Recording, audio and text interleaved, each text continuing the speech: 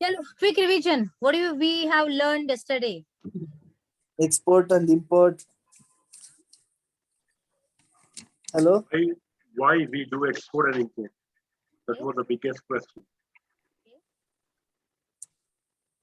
Yes.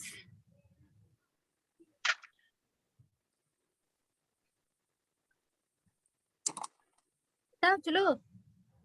Yes, ma'am. And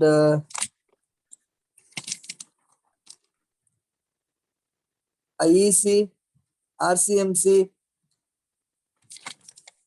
HS code, Incoterms. Hello? Yes, we have seen the what is meaning of export and import, right? Then after that, Yes, ma'am. export import procedures kya hoti hai? After that, how to start a company, then documentation and licenses required to start a export import business. In that company formation, PAN card, current account, IEC, RCMC, GST, port registration, and all other things, right? After that, how to identify the product. In the custom procedure, what is the identification of the product? And then, HS code. yes, we have seen. Yeah, HS code we have seen. And we Yes, have ma'am. seen practically also how to identify the HS code, right? And after that, we have seen the Incoterms. So what are the Yes, major ma'am. Incoterms we have seen yesterday? Xwork, FOB, CIF, And DDP, yes, DDP. and at DDP, right? So these are the major Incoterms we have seen. And with that, costings also, how to derive the costing also, we have just discussed about that also, Yes, ma'am. right? So the next Yes. part is logistics. So mainly we need to understand the logistic part. Yeah. Just hold on, light aa gayi hai. I will just continue the setup.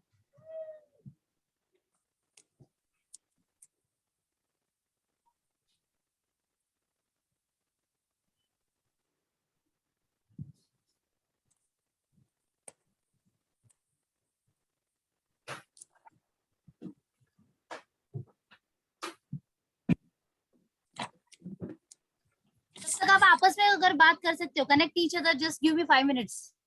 Okay, ma'am. Take your own time, ma'am. Hello, my exporter friends. Hi, Uh, friend. Anyone doing mango this season? Because right now I am running around farms. I'm running around customs to send mango as soon as possible. Oh, I am okay. eating mango, not doing export.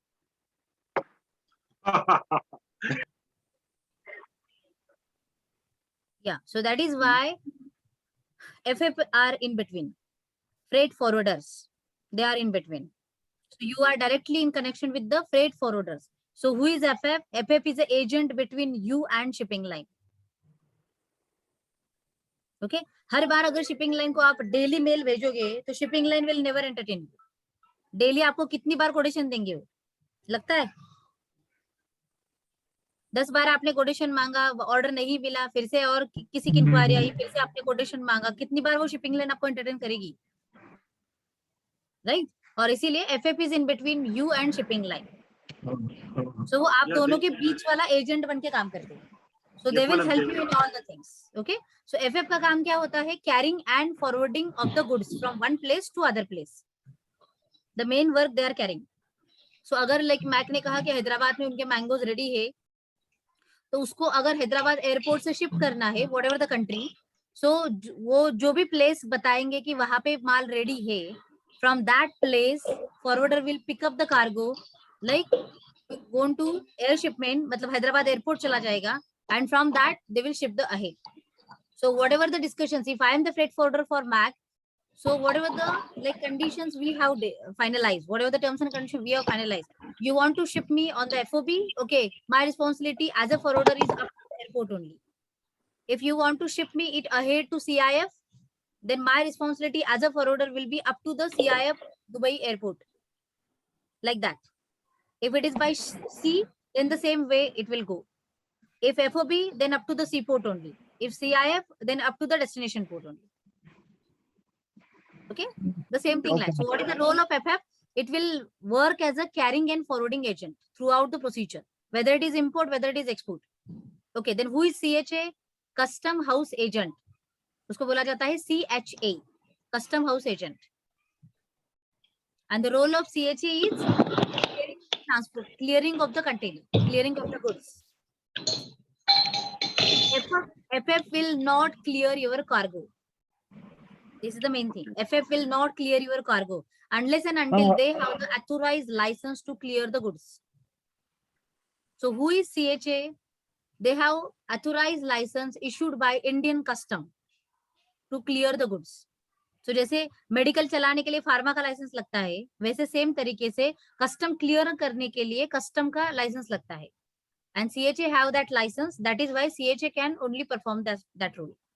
So now the case is FF and CHA can be one person or can be different. Got it? So both are might be the same person or both are might be the different person. Why? Because if I am FF and I have the CHA license also, I can perform both the activities for you.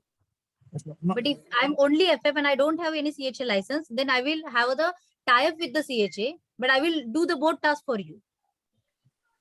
So as an exporter, you need to find out only FF. It is not necessary कि आपको दोनों को ढूंढना है. Ma'am, can you repeat the role of FF, ma'am? Yeah. So जैसे मैंने क्या कहा कि if I am FF and if I am having CHA license also, I will perform both the tasks for you. I got this, ma'am. CHA, I got it, ma'am. This FF, ma'am. Which one? FF. नहीं समझा मुझे, आवाज break हो रहे. Mac unmute करके बताओ. Unmute करके बताओ. Yeah, he's asking about the freight forwarder.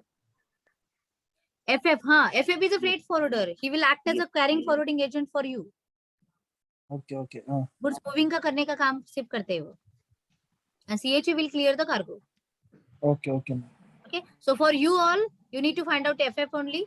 They will take care of the all CHA and all other activities also. Okay. And you will get the FF in your place also. Just Google it. FF in say Kolkata, FF in Hyderabad, FF in Maharashtra, FF in Mumbai, and you will get the details. Okay. But the selection criteria to whom you will go ahead, that is depend on some factors.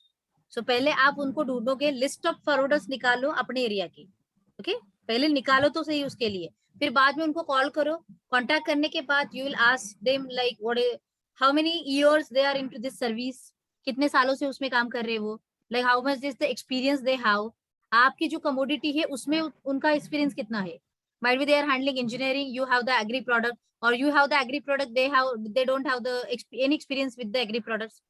ऐसे बहुत सारी चीजें हैं. और ऐसे भी समझ के चलो कि जिसने कभी आज तक एग्री का शिपमेंट हैंडल नहीं किया है, don't go with them at the first time. If you are the first time exporter, don't go with them because it's very risky part. Agri के लिए बहुत सारी चीजें अलग चलती है and the CHA should be known to that. तब जाके वो आउट ऑफ द वे जाके अगर कुछ भी चीजें होती है तो भी वो हैंडल कर सकता है, नहीं तो वो बहुत रिस्की पार्ट है. हाँ, yes Mac. Ma'am, is a GAP certificate required for agri products? GAP, you are asking me? Yeah, GAP. GAP certificate is required for the only European countries. Okay, thank you. Not others. But what is this GAP certificate? Yeah, we will see in the documentation part. Okay. वो बीच में आएगा तो फिर आपको समझ में आएगा. Okay. So FF and CHA it is done. Clear? So आपको उनको निकालना, list निकालो, select them and clear them and select them. So those who are Global Fortune students, we have some CHAs in association. So you can connect with them also, or you can find out your own CHA also and you can connect with them also. It is not any forceful activity like you should connect with them. But yes, you can check your own CHA also. If the price is better, service is better, okay, anytime. We need only these two activities. So this is about the FF and CHA. Okay. Then the third, like next part is, if we want to go ahead, आपको क्या understand करने की जरूरत है अभी कि like for example अगर हम बाय रोड जा रहे तो रोड लाइन मतलब ट्रक या टेम्पो से माल जाएगा. एंड रोड ट्रांसपोर्ट किसको किया जाएगा? Neighbouring countries of India. Okay, इसमें क्या आता है? बांग्लादेश आएगा, नेपाल, नेपाल. या पाकिस्तान भी आता है. तो ये सारे कंट्रीज को, नेबरिंग कंट्रीज को बाय रोड ट्रांजिट किया जाता है, और बाय रोड में कंटेनर वगैरह कुछ भी नहीं होते, ट्रक लोड किया जाता है और ट्रक से माल भेजा जाता है। बॉर्डर क्रॉसिंग होते हैं सिर्फ Indian border and their country border. ठीक है, हमारे बॉर्डर को क्रॉस किया मतलब एफओबी हुआ, उनके बॉर्डर को क्रॉस करके आगे चला मतलब सीआईएफ हुआ। This is the same incoterms and same methods are applied. So you need to connect with the road lines, and उसके लिए भी अलग से फ्रेट फॉरवर्डर्स होते हैं जो रोड ट्रांजिट को हैंडल करते हैं। माइट भी आपके जो एफएफसीएच है, they are handling mostly sea and air shipment only. हो सकता है कि वो रोड ट्रांजिट नहीं करेंगे। तो अगर आप रोड से जाना चाहते हो तो आपको मतलब उस टाइप के सीएचओ को करना पड़ेगा। This is one part. The second is, अगर हम एयर से जा रहे हैं तो एयर शिपमेंट के लिए अभी एयरप्लेन्स होते हैं, कार्गो प्लेन्स भी होते हैं और पैसेंजर कार्गो भी होते हैं। So there are two types of, right, दो तरीके से शिपमेंट होता है।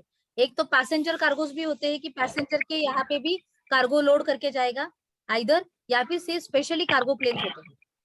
So in the both way you can ship. So that is not your headache कि वो किस में जाएगा, पैसेंजर में जाएगा या कार्गो में जाएगा. That will be taken care by the FF because FF are in the connections with the airlines. बस इतना ध्यान में रखो कि एयर शिपमेंट कैसे होती है। अभी आप मुझे बताओ कि एयर शिपमेंट कौन से केस में किया जाएगा, in which case you will prefer air shipment? Perishable products. Yeah. And something the products of some emergency like pharma. Yes, हो सकता है. And where road connectivity is not there mainly. Where, Sorry, repeat. means where the road connectivity is not there, only through air we have to ship to the other country. हो सकता है वो भी, right? Okay, next. Where costing is as compared to Chile and economical. So now this is the one logical part you need to understand. So when you will prefer air shipment, when you will prefer sea shipment, the first important part is in case of urgency, mostly the air shipments will be preferred. Okay. The second part is the products which is having low shelf life, very low shelf life that can be sustained in the higher transit time. So that is preferred by the air shipment only. The third is like very precious product, where precious items होते हैं, valuable items होते हैं, तो वो भी air से ज्यादा prefer किए जाते हैं. ओके. और अगर कस्टमर को इमरजेंसी है या फिर आपकी कमिटमेंट फेल हो रही है और वो शिप होना ही चाहिए था लेकिन बाय सी जाने के लिए बहुत टाइम लगेगा अभी, might be in that case also you need to prefer air shipment because of the commitment part. So these are the 4-5 reasons. मतलब इसके अलावा भी कुछ हो सकते हैं कि अगर उसकी डिमांड ही है कस्टमर की तो आपको एयर ही करना पड़ेगा. सो ऐसे रीजंस हो सकते हैं कि इन that case only you can prefer the air shipment. Air shipment. Yeah. और apart from that all will go by the sea. अभी इसमें क्या देखा, लाइक मैक आपने मुझे पूछा था मैंगो के बारे में, तो हमने जो डिस्कशन किया था, mango can be shipped by sea and by air both. Yeah. It is a possibility mango can be shipped by sea and air both, but the practical way अगर हमें सी से भेजना है तो either you need to load one full container of mango and then it will be go, or otherwise you need to load half mango and half other commodity or in the mixed part. So मैंने बहुत सारे vegetables भी डाले, lemon भी डाला, chilli डाली और mango भी डाले. अदरवाइज मुझे चेक करना पड़ेगा वो भी कॉम्बिनेशन कितना सही है, और otherwise half mango and half other commodity and I will go, मतलब I will ship that whole container. But if it is not the possibility for me to ship one full container because it's also risky, पूरा container भर के इतने mangoes भेजोगे और वहां पे जाके अगर कच्चा ही रहा, पका ही नहीं, या फिर ओवर राइप हो गया, खराब हो गया, तो फिर बहुत बड़ा लॉसेस के चांसेस ज्यादा है उसमें, right. So in that case we will prefer by the air. So less volume जाएगा. ओके. शेल्फ लाइफ मतलब कितना क्या हो सकता है उस प्रोडक्ट के बारे में वो भी पता चलेगा अंदाजा.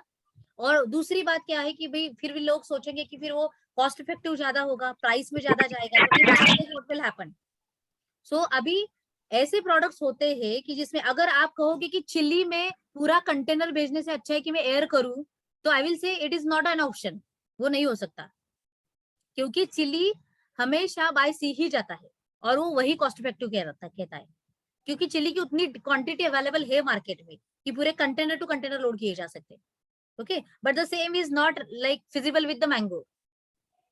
मैंगो वैसी चीज नहीं है कि वो इतनी बड़ी क्वांटिटी में अवेलेबल होगा मार्केट में, राइट?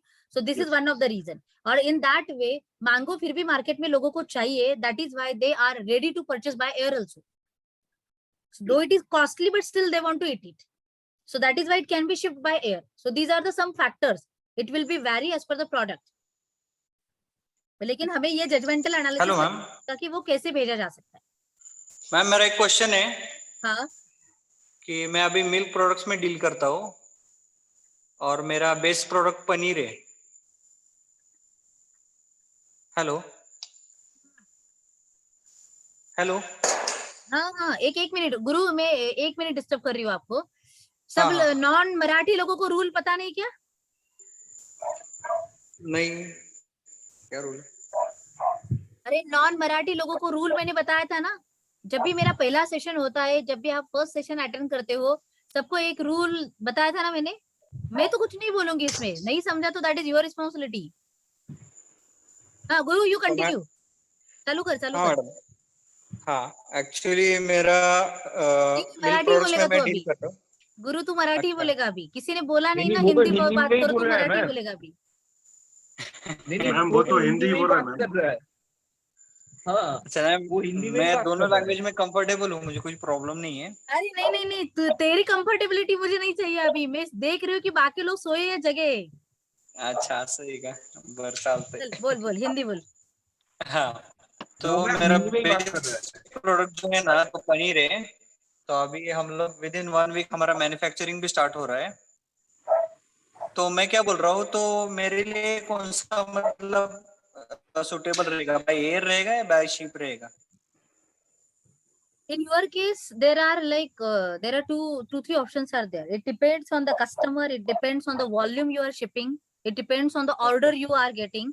और अगर वो सिर्फ पनीर जा रहा है तो हो सकता है पूरा कंटेनर भर के पनीर तो उसका कंजम्पशन नहीं होगा उतना।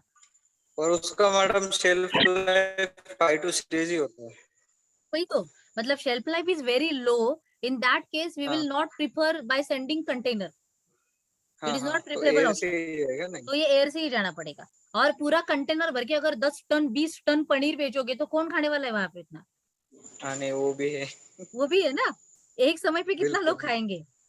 और हाँ वैसे तो हाँ वो मतलब अभी उनका ईद वगैरह चल रहा है, तो उसमें पनीर पता नहीं कितना खाया जाएगा, तो बिरयानी और वो मतलब ये भी बहुत सारी हाँ इंपॉर्टेंट चीजें हाँ। है कि जिस मार्केट को टारगेट कर रहे हैं वो, तो उसकी प्रेफरेंस क्या है, उनकी इंटरेस्ट टेस्ट क्या है, और उनके चॉइसेस क्या चल रहे हैं, या फिर कौन से सीजन पे आप काम कर रहे हो, और उसके हिसाब से आपको टारगेट करना पड़ेगा कि कौन सा प्रोडक्ट कितना सही रहेगा मार्केट के लिए, ओके ओके। राइट? So बिल्कुल। yes, in yes ma'am. your case it will be sent as a like by air only. Okay okay ma'am, thank you. Okay. So air shipment, you know the idea, like when you will preferred as a air shipment. So इस case में जाओ, ऐसे कभी मत सोचो कि air से अगर कॉस्टिंग बढ़ता है तो in that case might be the customer will accept it और नॉट। हाँ yes. Madam, last few days back, I have seen your video in the mango farm. So have you done that export through air or through sea cargo? Only by air. Okay, good.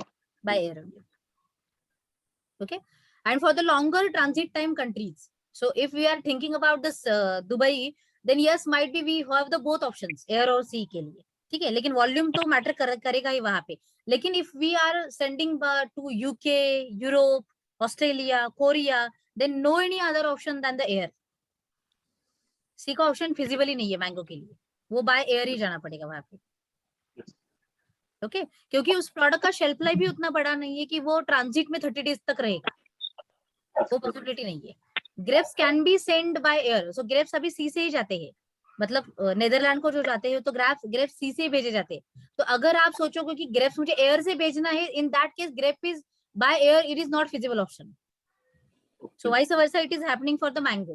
By sea, mango is not feasible option to UK, Okay. USA or other countries. Okay. Yeah. So by air का हो गया, by sea का भी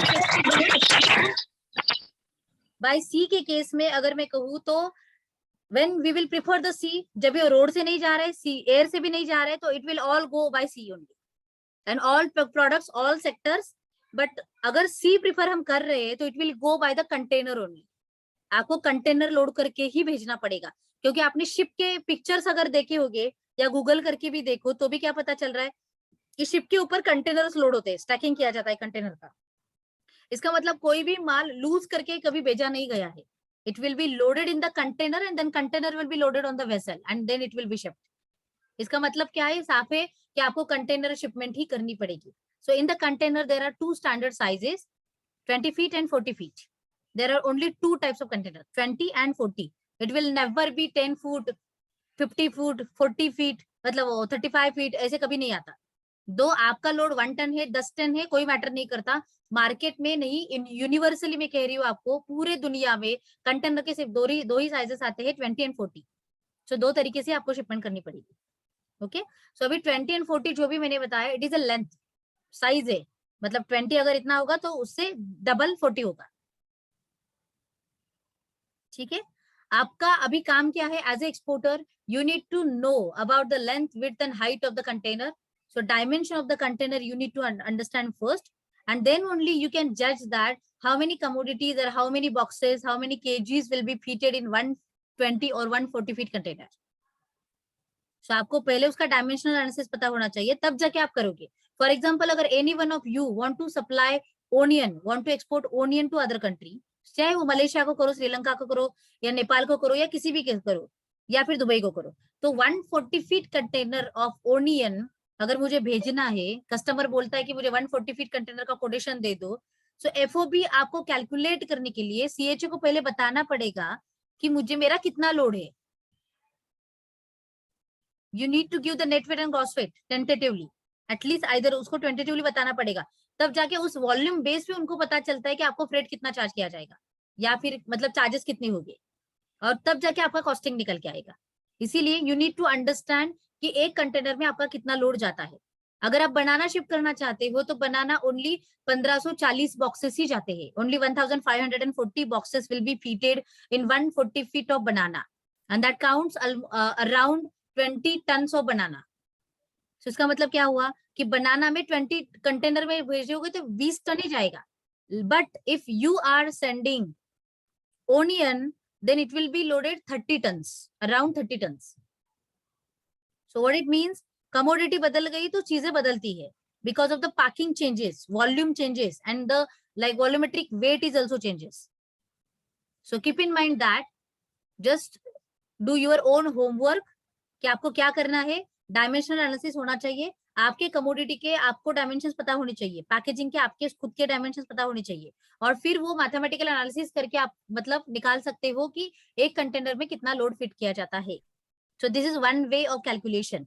अगर आपको ये करना है और पता नहीं चल रहा है कि मैं कितना डालू कंटेनर में, तो उसके लिए भी गूगल में आप चेक करोगे तो बहुत सारे कंटेनर कैलकुलेशन के सॉफ्टवेयर अभी मार्केट में अवेलेबल है, which is on the free, container calculation करने के लिए। लेकिन उसको इनपुट आपको देना पड़ेगा, एक तो कंटेनर के डायमेंशंस एंड दूसरे आपके पैकेजिंग के डायमेंशंस। उस बोथ ऑफ इनपुट के बेस पे वो कंटेनर कैलकुलेशन करेगा कि इसमें रफली 1500 बॉक्सेस जाएंगे, इतना वेट जाएगा, तो एटलीस्ट आपको आइडिया मिल सकता है। This is one way. The second is, आपको कैसे पता चलेगा कि कंटेनर में कितना लोड जाएगा, तो उसके लिए आपको किसको बात करनी पड़ेगी, जो भी स्टेक होल्डर्स इस पूरे चेन में काम कर रहे हैं।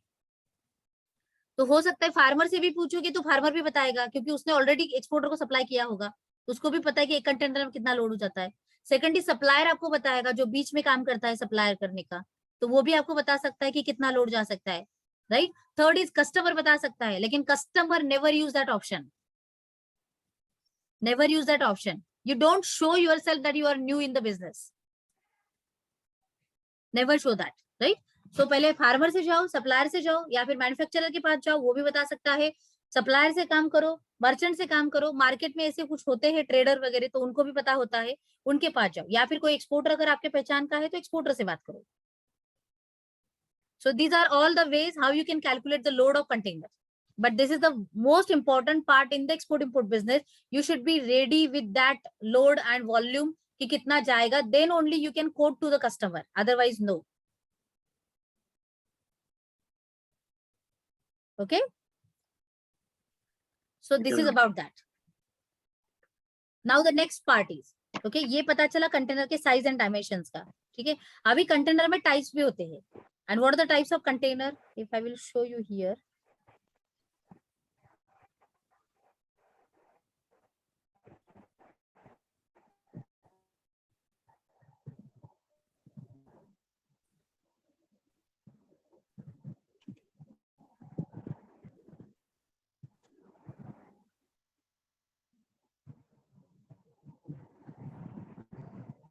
दिख रहा है?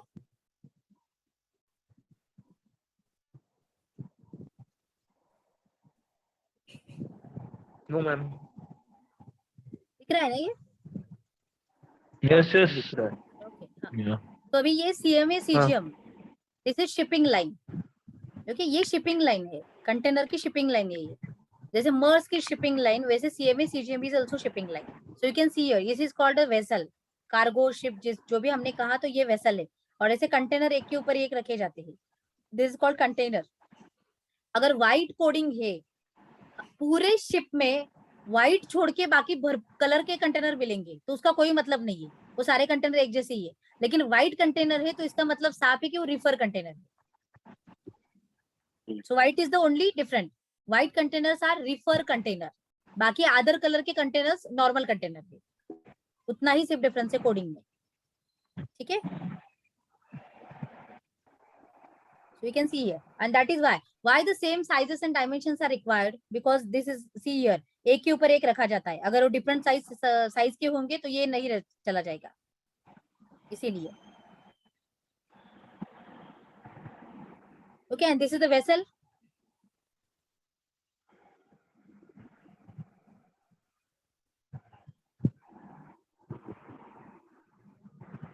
Okay, so there are type of containers. First is general purpose container. It is called as a GP container also. This one is GP container. Okay, so GP container में आप देखोगे तो यहाँ पे पूरा है. तो okay, पहले तो बताओ मुझे कि GP का मतलब क्या होगा.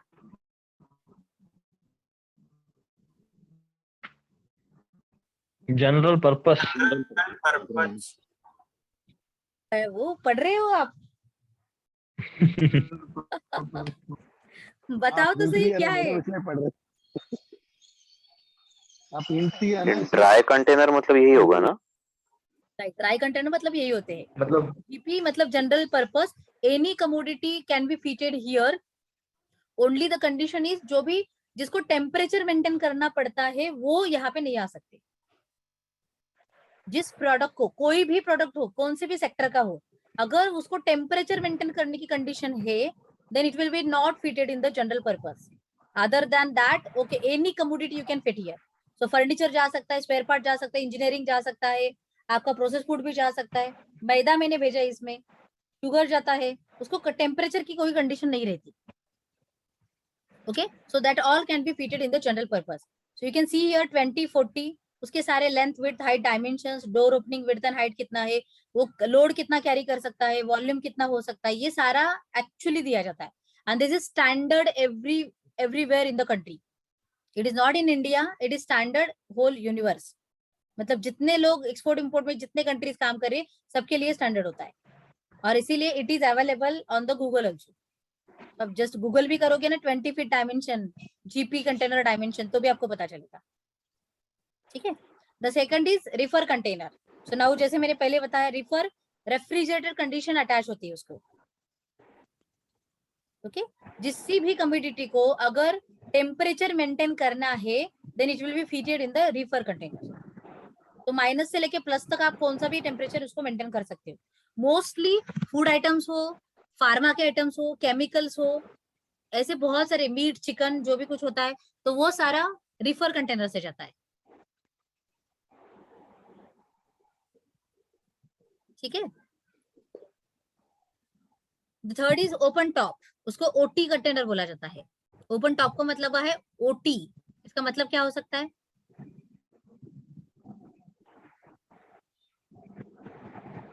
ओवरसाइज वाला material. No, if the product is bigger than the container. Yeah, OT मतलब open top. Top can be opened, can be closed. Both having the flexibility. You can open the top or you can close the top. In which case it is used when the product height is higher than the container. Okay, height का criteria जब भी match नहीं होता container में, तब OT use किया जाता है. अगर आप इंजीनियरिंग गुड्स इंपोर्ट कर रहे हो या एक्सपोर्ट कर रहे हो, और इंजीनियर गुड्स की हाइट अगर कंटेनर से भी ज्यादा जा रही है, होते हैं ना बहुत सारे ऐसे पाइपलाइंस वगैरह ऊपर होते हैं खड़े, तो वो यहाँ पे फिट नहीं किया जा सकता अगर वो स्टैंडर्ड कंटेनर है तो. और इसीलिए OT कंटेनर यूज किया जाता है जब भी हाइट का क्राइटेरिया मैच नहीं होता तब.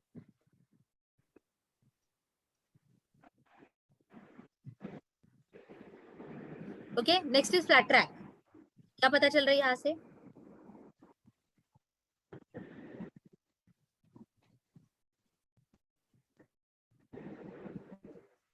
बताओ।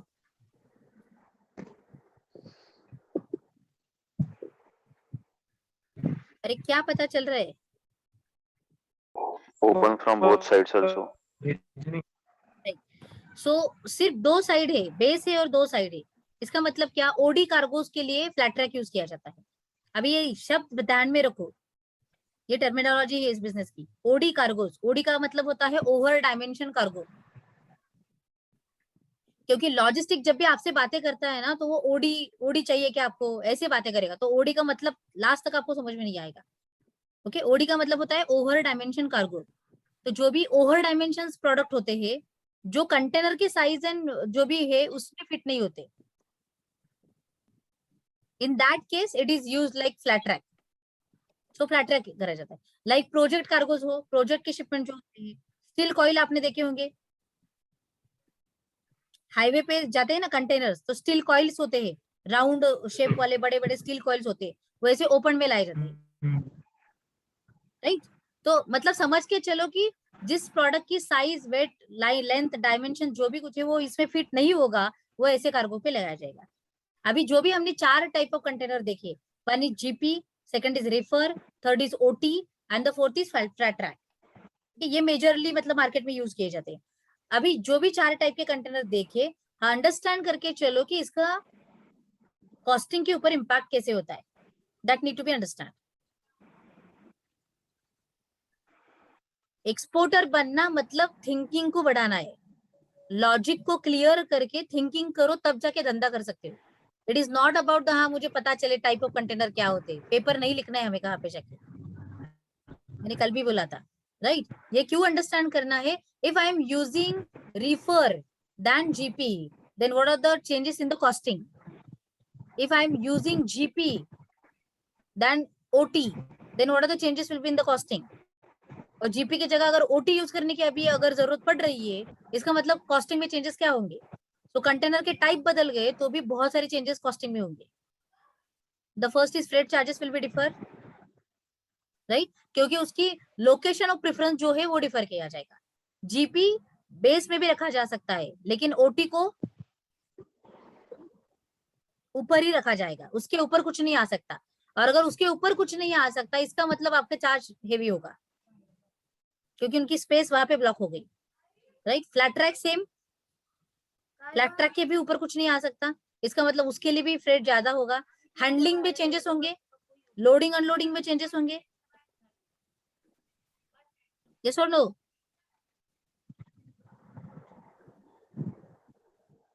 कहाँ गए सारे? Ma'am Yes, ma'am. ओटी में कौन सा ये करते हैं लोग? अब वॉइस ब्रेक हो गया, कैन Hello. एनीवन रिपीट जितने क्या कहा? हेलो। हाँ यस बोलिए। मैम हाँ मैम वो पूछ रहा हूँ कि ओटी में कौन सा प्रोडक्ट एक्सपोर्ट होता है मैम? एक्सपोर्ट या आप ही इम्पोर्ट बताओ, कुछ भी? आप ही बताओ। ओपन टॉप है तो मतलब आपका जो मतलब जैसे कि गाड़ी हो सकती है ज्यादा क्या? बड़ा है। JCB जैसे जो हाइट में बड़े रहते हैं। तो क्या बताया ओटी Like- के लिए? Only one criteria applies, height. When you will prefer OT container, when the height is higher than the container.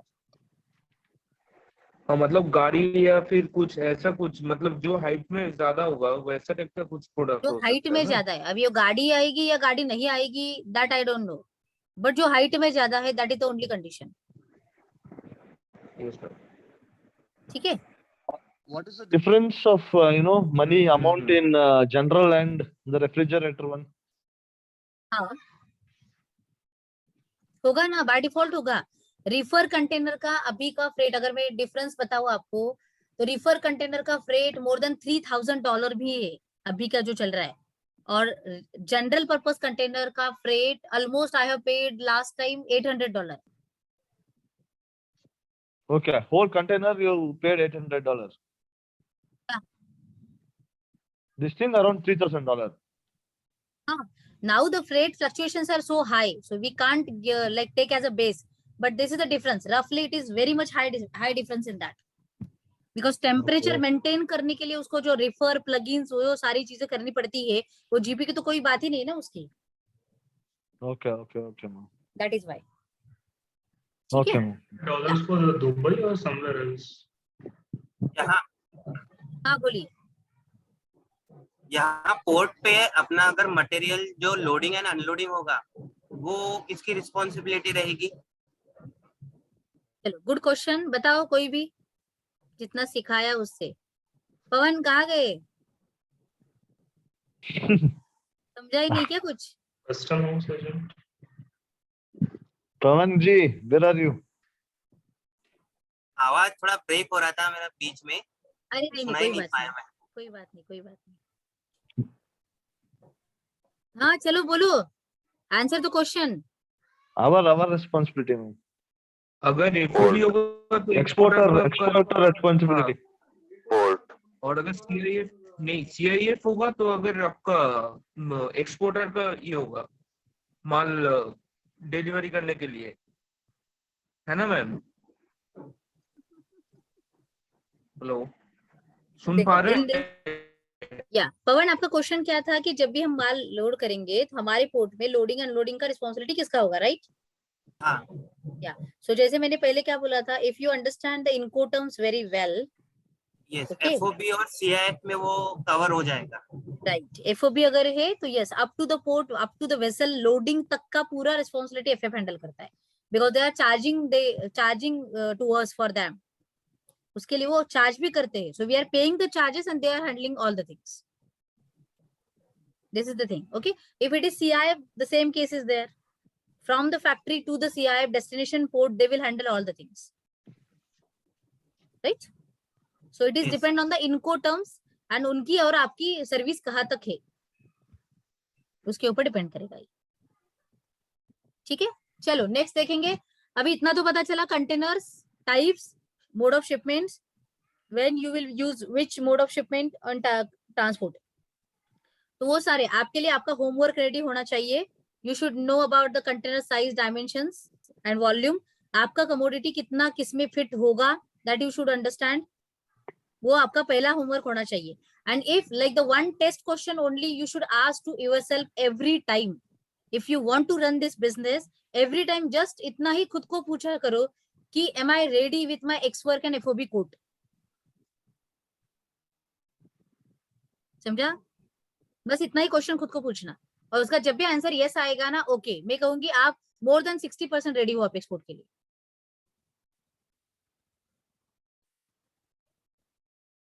Am I audible?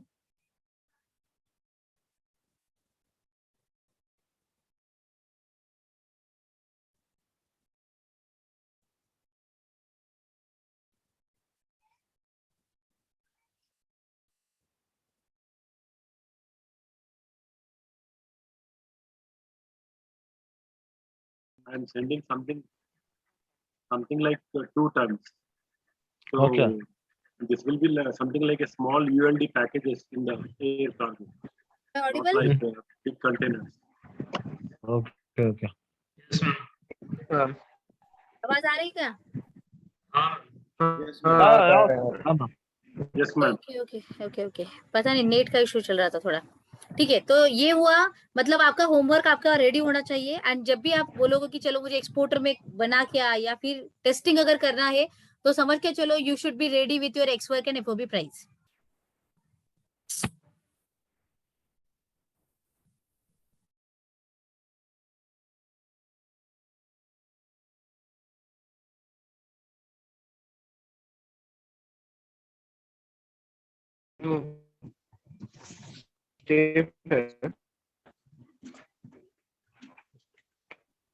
आप दोनों प्राइस से रेडी होने चाहिए, तब जाके हो सकता है कि आप कह सकते हो कस्टमर को. Because why this is the criteria, जब भी कोई customer they will send you inquiry, okay, you need to quote them. जितना हो सके जल्दी भेजना चाहिए, और जितना हो सके का जल्दी का मतलब ये नहीं 1 हफ्ता लगाओगे उसको. ओके सो नहीं तो वो इंक्वायरी नहीं रहेगी, वो तो कब की ऑर्डर मतलब शिपमेंट होके वो यूज करके फिर से सेकंड ऑर्डर पे आ जाएगा। और इसीलिए आप उतने प्रॉम्प्ट होने चाहिए, and to become that prompt you should have your own homework ready, तब जाके ये काम हो सकता है। नहीं तो इंक्वायरी आने दो, आज किसी ने बोला कि चलो मुझे बनाना चाहिए या ओनियन चाहिए, तो ओनियन आपके पास इंक्वायरी आएगी, तब जाके आप उसके बाद आप ढूंढने के लिए चलोगे कितने कंटेनर में लोड होते हैं बैग्स, कितना वॉल्यूम जाता है, कौन देगा, CHA उसके बाद ढूंढोगे, so it will not work. Okay तो आज से उसके ऊपर काम चालू करो, पैरेलली सारी चीजें इन प्लान में रखो, तब जाके वो जब भी मार्केट में आओगे तब आप हिट कर पाओगे। So this is one of the that. Okay so this is about the logistics. तो इनकोडम पता चले, लॉजिस्टिक पता चले, let's understand the documentation part. Documentation of the shipment, वो अभी पहले वाले जो डॉक्यूमेंटेशन देखे, it is about the licence and certifications open for the opening of the company and required to be as an exporter. But right now we are seeing the documents like to export the goods or to import the goods, what are the documents actually needed in the practical shipment. Okay, so there are two things, one is importer, one is exporter. There are two parties, right? One is exporter, one is importer. There are two parties. Okay, so now let's understand that exporter is here, importer is here. I will just explain in the Excel.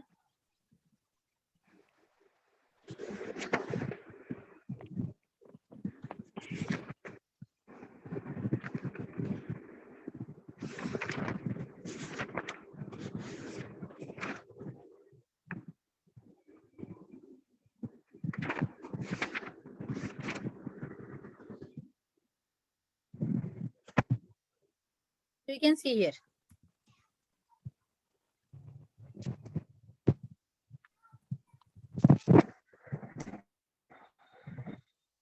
So if there are two parties, so how the documentation role plays will be there. The first exporter, importer, they will connect with each other. Okay, either exporter will contact to importer, send a profile that this is my company, these are my products, services I am offering, and let me know any other requirements.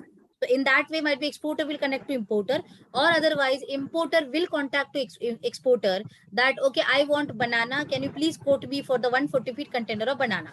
Can you please quote me for the 1 ton of mango? So otherwise, importer will contact you. Okay, either or it will be happen, either exporter or either importer. So we will start with that. If you are exporter and you are contacting to importer, then the first part is profile. So you as an exporter, you will send your profile to importer to get to know about your company, business, and all other things. So this is the part you will send a profile. Okay. In response to that, importer will send you inquiry, right? Otherwise, आपकी profile मिली मुझे, मैं importer हूँ, okay, मुझे पता चला कि Mac is dealing in the food products, fresh fruits, vegetables, and all other things. And I am importer in Dubai, so I will send you inquiry. Mac, can you supply me 1 ton of mango, 1 container of banana, or 1 container of onion? So as an importer, I will send you as an inquiry. Okay. So after getting the inquiry to exporter, समझ के चलो कि inquiry should be complete. This is the one criteria. Inquiry should be complete. Don't handle incomplete inquiries. Many times people are more than happy, very much joyous that okay, I got inquiry, I got export inquiry. So आप इतने happy, खुश हो जाते हो वहां पे कि भूल जाते हो कि उसने क्या बोला है, क्या नहीं है और क्या करना है, और सारे लॉसेस। ओके सो खुश तो होने की बाद में है, पहले हम उसका स्टडी करेंगे। Inquiry should be complete, understand all the things they have asked. हो सकता है कि आपको कोटेशन निकालने के लिए, इसीलिए पहले आपको क्लैरिटी होनी चाहिए to get the quote. Okay, what are the inputs you will need. अगर मैंने कहा कि चलो 1 कंटेनर बनाना भेज दो, तो that is not enough to get the quote. ये इनकम्प्लीट बोला मैंने, 1 कंटेनर बनाना भेज दो, दैट इज इनकम्प्लीट। तो मैंने ये नहीं बोला आपको कितने साइज के बॉक्सेस चाहिए, राइट? मैंने ये नहीं कहा कि टाइप ऑफ प्रोडक्ट क्या चाहिए मुझे, वैरायटी ऑफ प्रोडक्ट क्या चाहिए मुझे। I am not told that. I've just told you that, okay, send me 1 container of banana. I'll give you the quote.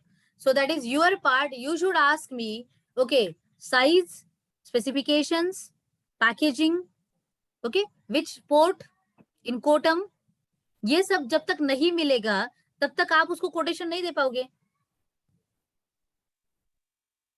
Got the point? So इसीलिए मैंने क्या कहा, inquiry should be complete. Inquiry complete होनी चाहिए, और complete होने के लिए you should have your product analysis very well. आपको पहले पता होना चाहिए कि आपके प्रोडक्ट के रिलेटेड क्या क्या आता है.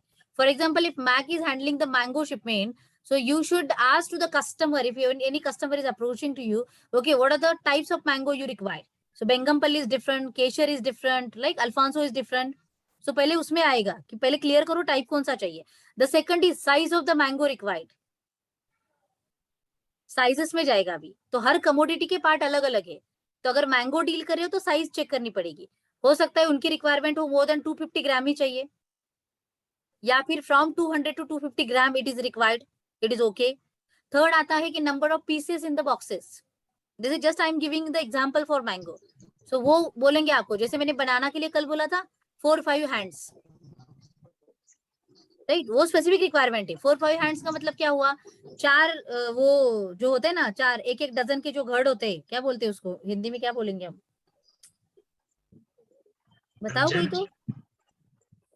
कामली क्या बात. अरे मराठी वाले कोई है यहाँ पे तो उनको मुझे बताना है. 4-5-6 घड असतात तर त्याला हिंदी मध्ये काय म्हणायचं. गुच्छा. थर्ड और फनी का एग्जैक्टली गुच्छा बोलेंगे. हाँ, आइदर कुछ भी बोल सकते हो. समझा क्या किसी को? हिंदी में फनी म्हणतात ना मग त्याला. क्या बोलते? कांदी. कांदी मतलब एक में चार केला ना. नहीं, एक बॉक्स में 4, क्या बोले उसको मैं, 4 घड़ आएंगे. घड़ is a Marathi word actually, लेकिन ऐसे पकड़ के चलो कि अगर 1 डजन केला लेके जाते हो तो आपको एक ऐसे उठा के देता है ना बंचू. फनी म्हणतात ना मॅम त्याला.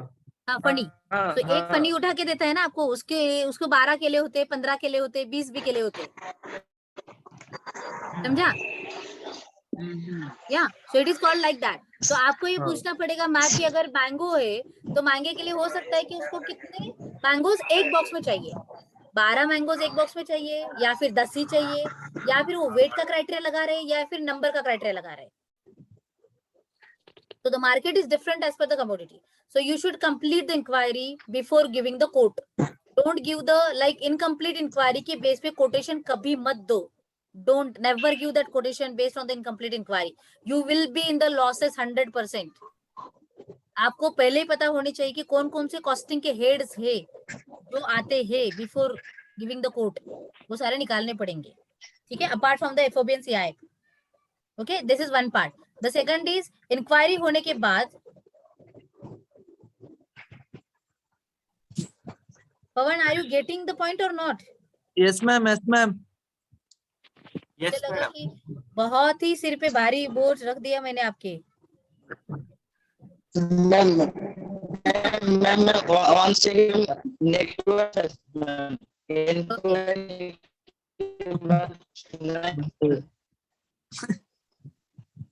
अरे सारे मतलब अभी ऐसे नहीं है. आप इतने पता नहीं क्यों इरिटेट हो रहे, बोर हो रहे. आपके यहाँ पे AC फैन कुछ ना कुछ तो चलता होगा. मैं तो ऐसे बैठी हुई यहाँ पे ना कि सोच भी नहीं सकते हो आप. विदाउट लाइट क्या हालत होगी वो यहाँ पे. और पुणे का टेम्परेचर मोर देन 40 डिग्री अभी यहाँ पे.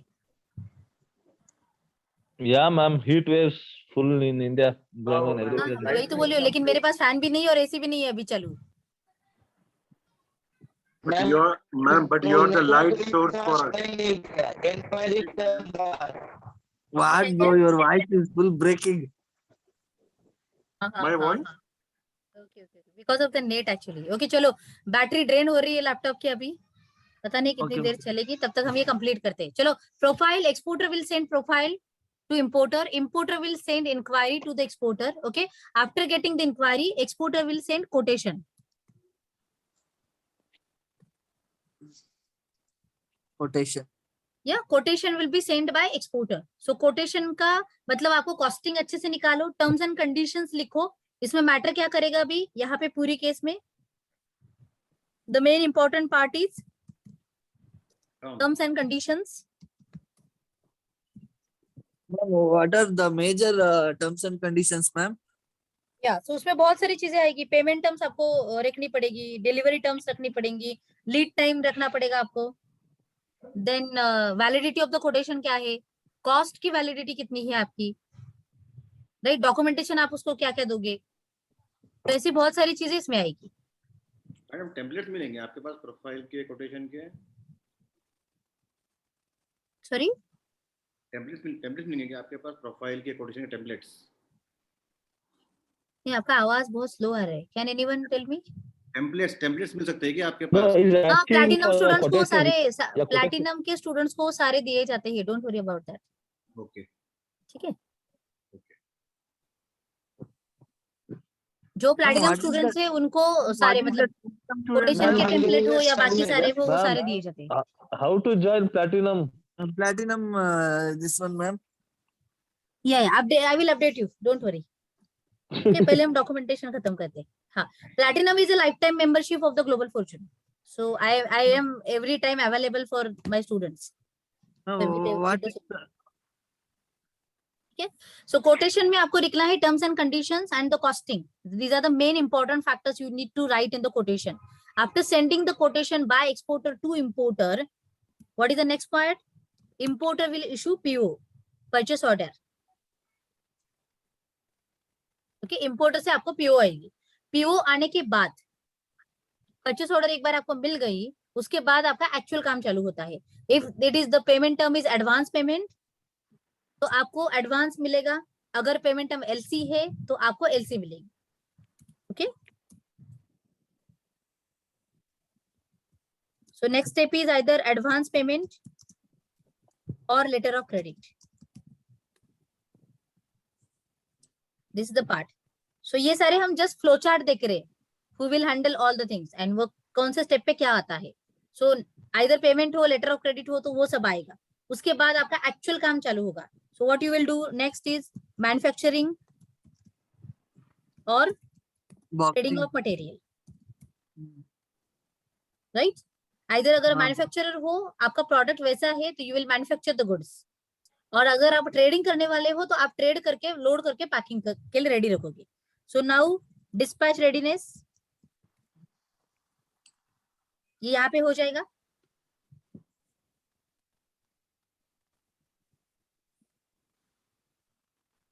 ये प्रोसेस है तो मैं यहाँ पे लेती हूँ उसको.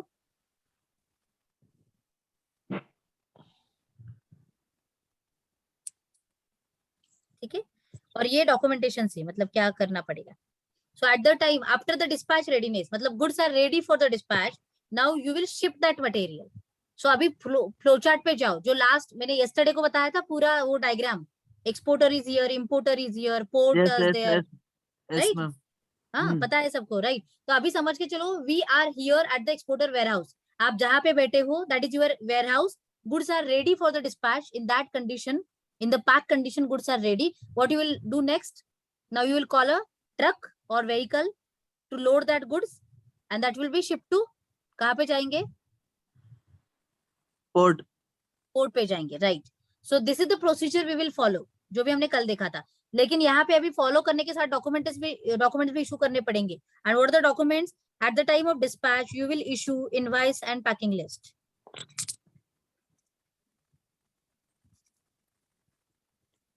Okay, this is the one. At the time of dispatch, you will issue invoice and packing list. The next is, now the material will move to port. जो भी ट्रक है वो मटेरियल लेके पोर्ट पे जाएगा. तो प्रोसीजर हमने क्या बताई थी? At the port, material will be unloaded. Containers are there, so goods will be loaded in the container. In front of this one, officer, some Yeah, officer. custom inspectors. So custom inspectors are there, and who is your CHA? They are into that, like they are with the custom inspectors. They are handling all the things on behalf of you. तो आपको port पे जाने की जरूरत नहीं पड़ती. आपके behalf में CHA वहां पे होता है. Okay, so invoice and packing list बनी, मटेरियल वहां पे गया, उसके बाद कस्टम क्लियरेंस होगा. Got the idea? Custom clearance का मतलब क्या है, जो हमने कल बोला था? Yes ma'am, yes ma'am. Yeah, container will be sealed after inspection and all other things. And now in that case, after the custom clearance,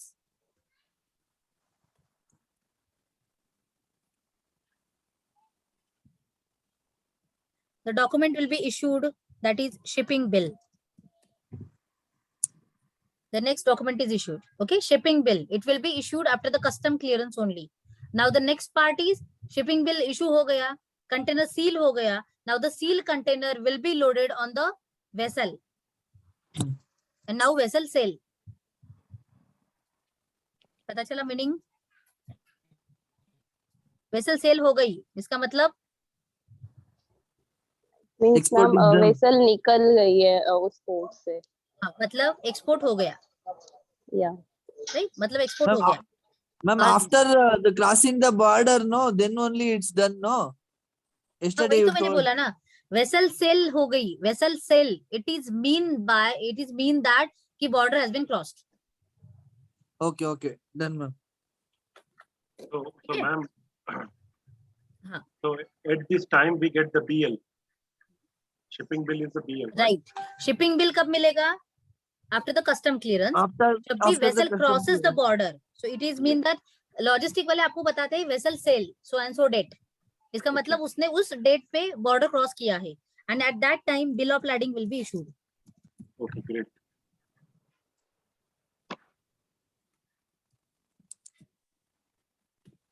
Vessel sailing is the procedure. So bill of lading will be issued.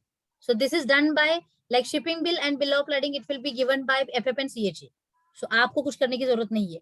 आपका काम है सिर्फ invoice and packing list निकालना है. अभी now vessel sail हो गई, इसका मतलब it is in the transit to other country. जो भी आपका डेस्टिनेशन है वहां पे उसके लिए वेसल चली जाएगी. Now at your part as a exporter you should issue certificate of origin. To whom, ma'am? नहीं बताती हूँ मैं. हाँ, yes Mike. Yesterday I got to know that certificate of origin, Chamber of Commerce is no more responsible. We can get yes. it online from DGF, right? Yes, this is updated from 1st of April. Okay, great. And one of my video is on there also. This is updation and how you can issue that. So you will get it in on YouTube also. And platinum के लिए मैंने separate session लिया था and I have shown it practically. So that recording is also there. So you can get it also. I haven't seen that. So वो recording आपको भेजा जाएगा उसमें कोई issue नहीं. Okay. Right? ma'am. तो अभी क्या है? Certificate of origin is the document. It will show the goods are Indian origin. मतलब गुड्स इंडिया से भेजे गए हैं. So they are showing the origin criteria of the goods कि वो इंडिया से गए हैं, इसीलिए सर्टिफिकेट ऑफ ओरिजिन निकाला जाता है. Earlier before April up to the 31st March it is issued by the chamber of commerce. So chamber of commerce जो भी हर एक स्टेट में होते हैं ना, तो उनकी अथॉरिटी थी, they have that rights that they can issue and certify the goods are Indian origin. ये कर सकते थे. Now the procedures has been changed from the 1st April and it is all about online now. So you need to register to DGFT. लेकिन DGFT नहीं, coo.dgft.gov.in. DGFT site पे COO नहीं निकाल जा सकता. coo.dgft ये जो साइट है वहां पे आपको सर्टिफिकेट ऑफ ओरिजिन रजिस्टर करना है. बस एक अपडेट में आप सबके लिए बताऊंगी, जो भी न्यू लोग हैं उनको शायद पता नहीं होगा. So for them, if you are registering certificate of origin on the DGFT site, you will require digital sign.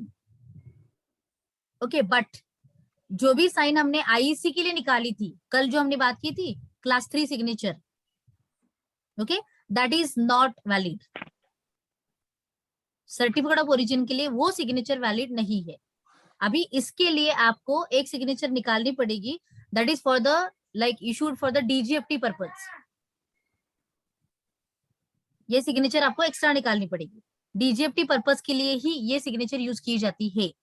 So IEC based digital sign ऐसे उसको बोला जाता है, या फिर DGFT बेस्ड डिजिटल साइन ऐसे उसको बोला जाता है.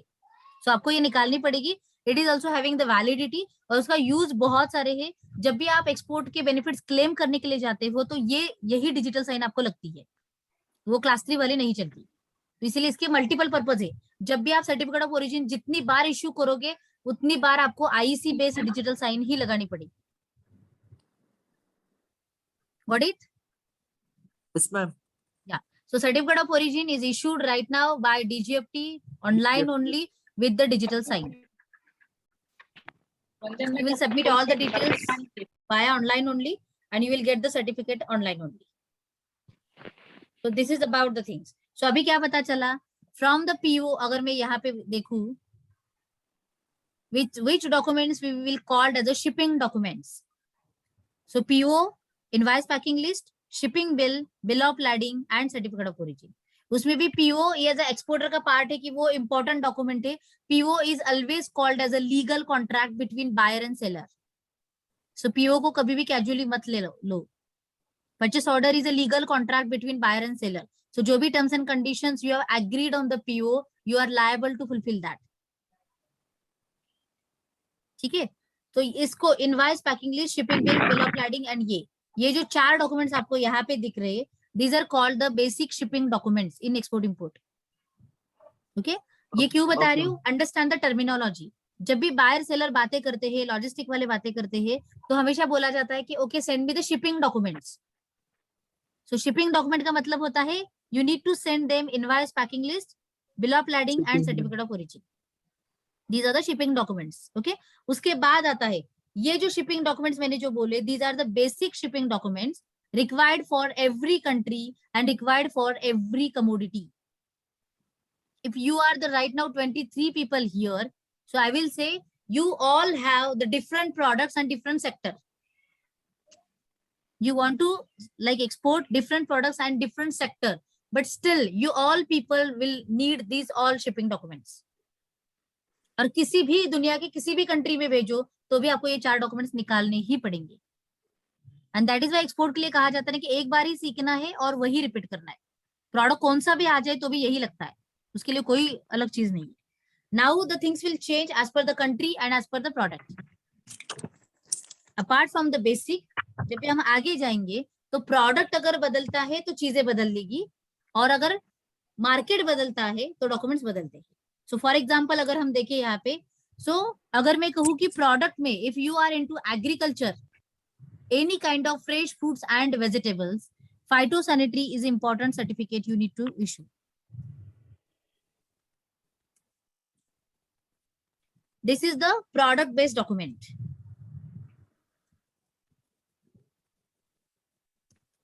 And required for the agri only. Agri में भी क्या हमने बोला, fresh fruits and vegetables के लिए ही लगेगा ये.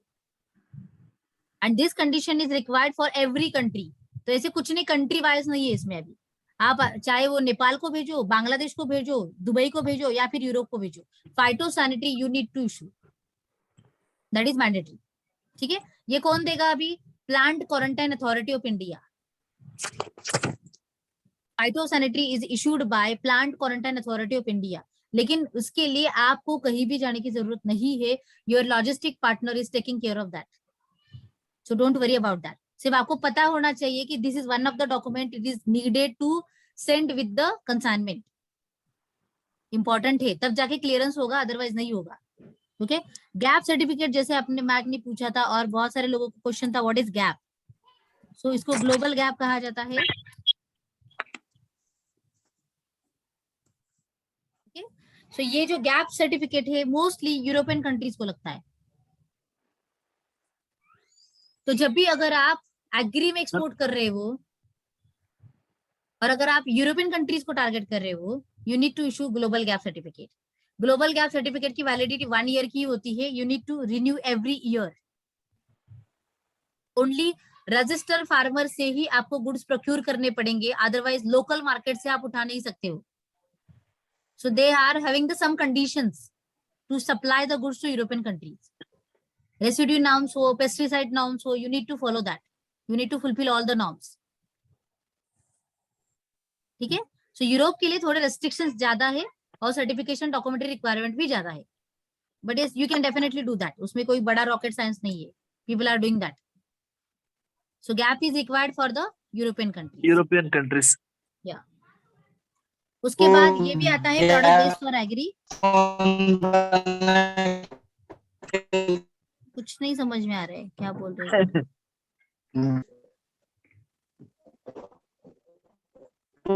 ग्लोबल गैप जो स्टॉक कहां से मिलेगा? Once in a year, right? Every year you need to renew. No, he's asking from where do we get it, ma'am? From where to issue global that? Gap के लिए authorities है. Indian government ने बहुत सारे authorities को दिया है, like यूरोसर्ट है, इकोसर्ट है, ऐसे बहुत सारे मतलब इकोसर्ट आई थिंक और भी 2-3 है. These are the authorized agencies. So once in a year when we get that, it's no need to reissue it every time we ship, no? It is every year. Yeah, once every year when we get it, we don't need to reissue it for every नहीं, shipment. हाँ right. एक साल में एक ही निकालना पड़ेगा, उसके बाद एक साल में आप शिपमेंट कर सकते हो. Okay. It is valid for the 1 year only for every consignment. लेकिन इसके लिए भी प्रोडक्ट स्पेसिफिकेशन वाइज जाता है. अगर आप गैप निकालोगे और आप कहोगे कि ग्रेप्स के लिए आपने अगर गैप सर्टिफाइड किया तो यू कांट सेंड बनाना और दैट. समझा? तो ये स्पेसिफिक प्रोडक्ट वाइज जाता है. प्रोडक्ट के लिए अलग ना. हाँ, ये सर्टिफिकेट प्रोडक्ट स्पेसिफिक भी है. तो गैप अगर बनाना का निकालना है तो बनाना के लिए सेपरेट गैप निकलेगा. ग्रेप्स का निकालना है तो ग्रेप्स का सेपरेट गैप निकलेगा. मतलब ऐसे मतलब ये कंडीशन है. दूसरी बात अगर मैं कहूँ तो उसके सर्टिफिकेशन के expenses like recent season for the grapes we are targeting for the Netherland and we have inquired all about the gap and all other things. तो उसके लिए बहुत सारी प्रिपरेशन पहले से ही करनी पड़ेगी. If you are like for example I will tell you if you are targeting for the next season of grapes, क्योंकि अभी का सीजन तो अभी एंड हुआ, मतलब this is the month right. Grapes का सीजन अभी एंड हो रहा है. तो ये सीजन जब भी एंड हो रहा है यू शुड बी प्रिपेयर्ड, या फिर आपकी प्रिपरेशन आज से चालू होनी चाहिए नेक्स्ट सीजन के लिए. If you are targeting for the Europe then only gap will be मतलब यू विल गेट इट, क्योंकि उसके लिए बहुत सारी प्रोसीजर पार्ट है, बहुत सारी मतलब वो सारी चीजें बहुत सारी करनी पड़ती है उसके लिए. एंड चार्जेस लाइक अभी जो हमने निकाला था 3 to 5 लाख तक जा रहे थे. So almost एक साल के लिए. एक साल के लिए राइट. 3 लाख के लिए तो मिनिमम पकड़ के चलो, वो सर्टिफिकेशन का चार्ज है. और वो एक साल के बाद मतलब फिर से रिन्यू करना पड़ेगा सेम सारी प्रोसीजर करके. लेकिन ये कब वैलिड है फिर आपके केस में? अगर आप पूरे साल भर में एक कंटेनर की बात कर रहे हो तो क्या लगता है? तो फायदा नहीं है. Not valid point. पूरे कंटेनर में या आई विल ट्राई. तो ऐसे एक्सपोर्टर के लिए मैंने पहले ही बोला है कि डेवलप मार्केट तो आपके लिए है ही भी नहीं है, तो सोचो भी मत उसके लिए. You should be prepared in the market, और export is played for the long term. So इसीलिए have a vision for that. Grapes के लिए जब भी लोग काम करते हैं तो 100 कंटेनर का प्लान बना के काम करते हैं, 50 कंटेनर का प्लान बना के काम करते हैं, या फिर एटलीस्ट 10 कंटेनर या 5 कंटेनर का प्लान बना के काम करते हैं. और अगर मैं बोलूँ कि 5 कंटेनर भी मिनिमम से मिनिमम अगर हम प्लान करेंगे तो समझ के चलो कि एक कंटेनर की वैल्यू 15 लाख से 20 लाख तक जाती है. मतलब एटलीस्ट 1 करोड़ का प्लान है वो. और 1 करोड़ के प्लान के लिए 3 लाख का खर्चा, that is okay, you will gain it, क्योंकि उतना तो आपको मिलने वाला है फिर वापस राइट. और दूसरी बात, अगर आप यूरोप के लिए सर्टिफाई हो गए तो पूरा मार्केट आपके लिए ओपन हो गया. That is the biggest part. So आप ये छोटा सोच रहे हो इसीलिए आपको पता नहीं चल रहा है कि there are lot of benefits other than the monetary gain also. इसीलिए मैं हमेशा कहती हूँ ना, be a long term player. और ग्रुप शिपमेंट का इनिशिएटिव हमने क्यों लिया? Why we are coming together? क्योंकि अगर 1 करोड़ का अगर वो 10 कंटेनर का प्लान बनाना है, 5 कंटेनर का बनाना है, किसके पास इतना कैपिटल है? अभी नहीं है ना. तो कब जाएंगे हम यूरोप को फिर? वो भी बात है. और इसीलिए वो सारी चेन ब्रेक करने के लिए मार्केट के सारे रियल प्रॉब्लम्स देखे हैं मैंने, और इसीलिए एक ही सॉल्यूशन उसके ऊपर है ना कि बी टुगेदर. साथ में बहुत कुछ हासिल किया जा सकता है राइट. लेकिन साथ में रहने के लिए प्रिपेयर्ड भी रहना बहुत जरूरी है. कच्चे नींबू नहीं चलेंगे. मैडम इसके नॉर्म्स क्या होते हैं मैडम, ये सर्टिफाई कर लेने के लिए? नाम्स बहुत सारे. फार्मर आपको इकट्ठे, वो फार्मर के नाम पे होता है, मतलब मर्चेंट एक्सपोर्टर करके आप होते हो, और जो भी फार्मर है उसका एक्चुअली सर्टिफाई किया जाता है. तो उसका पूरा फार्म का इंस्पेक्शन होता है, क्वालिटी नॉर्म चेक किए जाते हैं, रेसिड्यूज, पेस्टिसाइड, सैंपल टेस्टिंग, ऐसे बहुत सारी चीजें उसमें. मतलब जैसे हम कंपनी को ISO कैसे करते हैं, लाइक दैट. सारे सिस्टम है क्या, वो सारी चीजें करके वो इंस्पेक्शन करके फिर वो सर्टिफाई होता है. तो मैडम ये हमारे जैसा कि हैदराबाद में रजिस्टर्ड है, सब लिस्ट मिल सकती है क्या क्या? हमारे सिटी में कौन कौन सर्टिफाइड है? उसके लिए है ना गैप के डेटाबेस. अगर आप अपेडा की वेबसाइट पे भी जाओगे तो भी वहां पे भी डायरेक्टरी है वहां उसकी. मिल जाएगा okay Mahesh payment bhai, electric यहाँ पे दी है अपेडा ने. in Himayatnagar we have got a Food Cert India Private Limited. So Okay. he is giving this gap certificate. अच्छा वही तो बोला ना, इको सर्ट है, फ्रूट सर्ट है, ऐसे 2-3 सर्ट, मतलब ये एजेंसी के नाम है बीच में. तो ऐसे 2-3 एजेंसीज है, they are issuing the global gap. Okay okay okay ठीक है, ये हुआ ग्लोबल गैप फॉर द, या अगर मैं कहूँ प्रोसेस फूड में अगर किसी को काम करना है तो आपको सेंट्रल फसाई ओपन इशू करने की जरूरत है.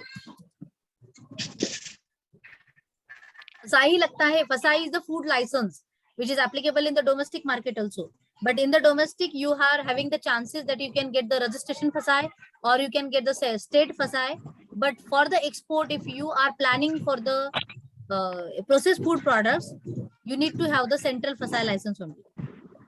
Okay, this is one of the thing. For the food processed food products you need to have the health certificate also. Madam एक डाउट है, हाँ, अभी जो सेंट्रल फसाई है, हेल्थ सर्टिफिकेट है, ये जो भी रजिस्टर कराना है, इनके साथ में कुछ ड्यूटीज और रिस्पांसिबिलिटी आती है क्या?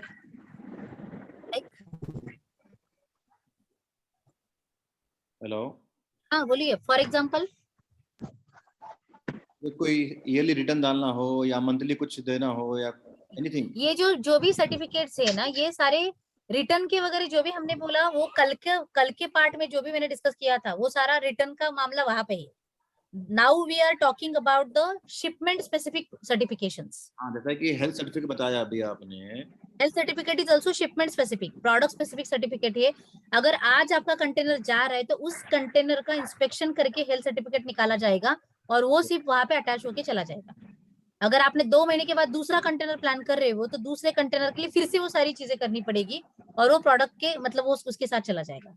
अच्छा, और जो फसाई का बताया आपने मैडम, फसाई का सर्टिफिकेट बताया ना आपने अभी, हाँ, तो वो भी कंटेनर वाइज रहेगा, शिपमेंट वाइज रहेगा वो भी? FSSAI is the licence like food and safety India, जो food and drug authority of India है उनका वो लाइसेंस है. अगर आप एक्सपोर्ट करना चाहते हो या डोमेस्टिक भी काम करना चाहते हो प्रोसेस फूड में तो आपको फसाई मैंडेटरी है.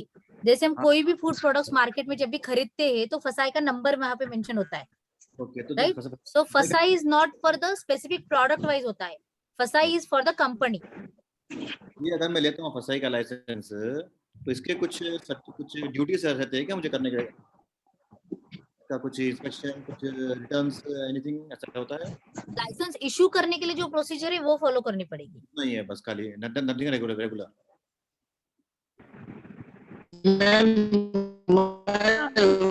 नहीं फसाई एसेंशियल है? का क्वेश्चन नहीं समझा मुझे, कैन एनीवन रिपीट? नहीं, फसाई मैम मैन्युफैक्चरर जो मैन्युफैक्चरर नहीं है उनको भी फसाई लेना पड़ेगा? ओके ओके, हाँ. सो एक तो पहले समझ के चलो, फसाई ये जो लाइसेंस है food and drug authority of India देती है for the handling of the foods. So if you are manufacturer still you required, if you are trader still you required, if you are merchant still you required. अगर मैं कहूँगी shopkeeper भी है उसको भी फसाई ओपन करना पड़ता है क्योंकि फूड जो हैंडल करता है उस सबको फसाई मैंडेटरी है. Doesn't matter who you are, merchant, manufacturer और एनीवन. अगर आप फूड में काम कर रहे हो तो आपको फसाई लेना जरूरी है. सो फसाई आपके स्टेटस के हिसाब से निकलता है. अगर आप मैन्युफैक्चरर हो तो मैन्युफैक्चरर एक्सपोर्टर का फसाई अलग निकलेगा, मतलब उस डॉक्यूमेंट पे लिखा होगा वहां पे. लाइक आज मैं मर्चेंट एक्सपोर्टर हूँ तो मैंने जो फसाई निकाला है तो मेरा लाइसेंस जो है वो central FSSAI license for the merchant exporter का है. तो ओनियन के लिए भी फसाई चाहिए होगा? No, that is not good to. Logically it is required only for the processed food. Okay, okay. That is vegetable. Not for the vegetable and fruits. Fresh के लिए requirement नहीं है, process के लिए requirement है. Process के लिए.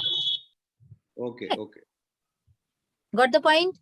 So जैसे Yes, हमने अभी ma'am. देखा हेल्थ लगता है, फाइटो लगता है, फसाई लगता है, ये सारे प्रोडक्ट स्पेसिफिक या कंट्री स्पेसिफिक ये डॉक्यूमेंट्स. सारे हैं.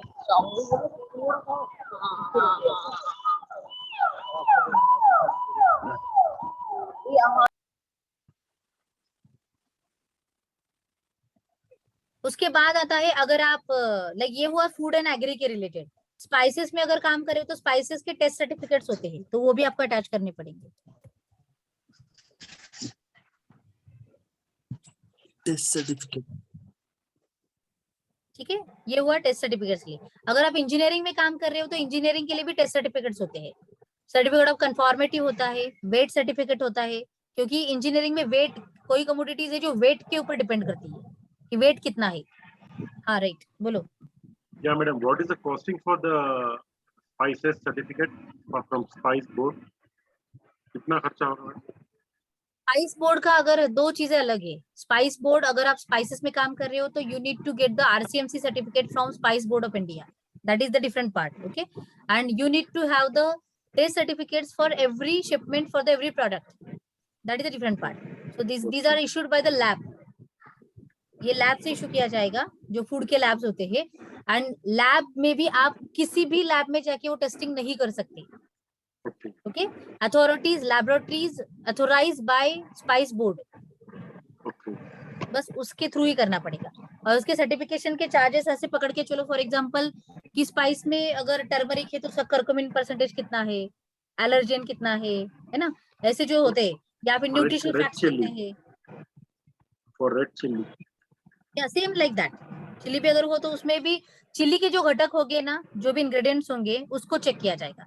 तो आपको कस्टमर बताएगा कि आपके चिली में मॉइस्चर कितना है, चिली पाउडर में या फिर इसमें, या फिर ये इंग्रेडिएंट कितना है। जैसे टर्मरिक में कुरकुमिन कितना है वो देखा जाता है, वैसे सेम चिली पाउडर के लिए होता है।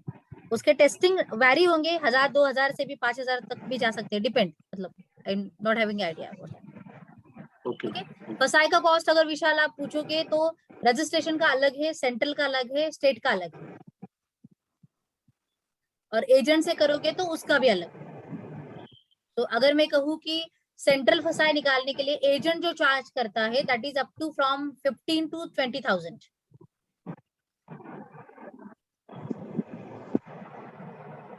ठीक है, तो these are the some certificates. Like for example अगर आप इंजीनियरिंग की बातें कर रहे हो तो इंजीनियरिंग में वेट सर्टिफिकेट भी लगता है, टेस्ट सर्टिफिकेट्स लगते हैं प्रोडक्ट्स के, वो सारा इंजीनियरिंग का हुआ। If you are dealing in the handicraft product, तो हैंडीक्राफ्ट में अगर वुडन टॉयज है या वुडन के प्रोडक्ट्स है तो वुड को सर्टिफाई करना पड़ेगा, लाइक फ्यूमिगेशन करना पड़ेगा, उसका पेस्ट कंट्रोल करना पड़ेगा वुड का, क्योंकि उससे भी मतलब डिसीजेस या बैक्टीरिया जा सकते हैं। इसीलिए वुड को सर्टिफाई मतलब फ्यूमिगेट करके उसका जो फ्यूमिगेशन सर्टिफिकेट आएगा वो अटैच करना पड़ेगा। तो कौन इशू करते हैं मैम फ्यूमिगेशन सर्टिफिकेट? ये पेस्ट कंट्रोल वाले देते हैं, कौन इशू करते हैं? पेस्ट कंट्रोल वाले। ठीक है, सो इन शॉर्ट क्या पता चला, understand the basic logic behind that.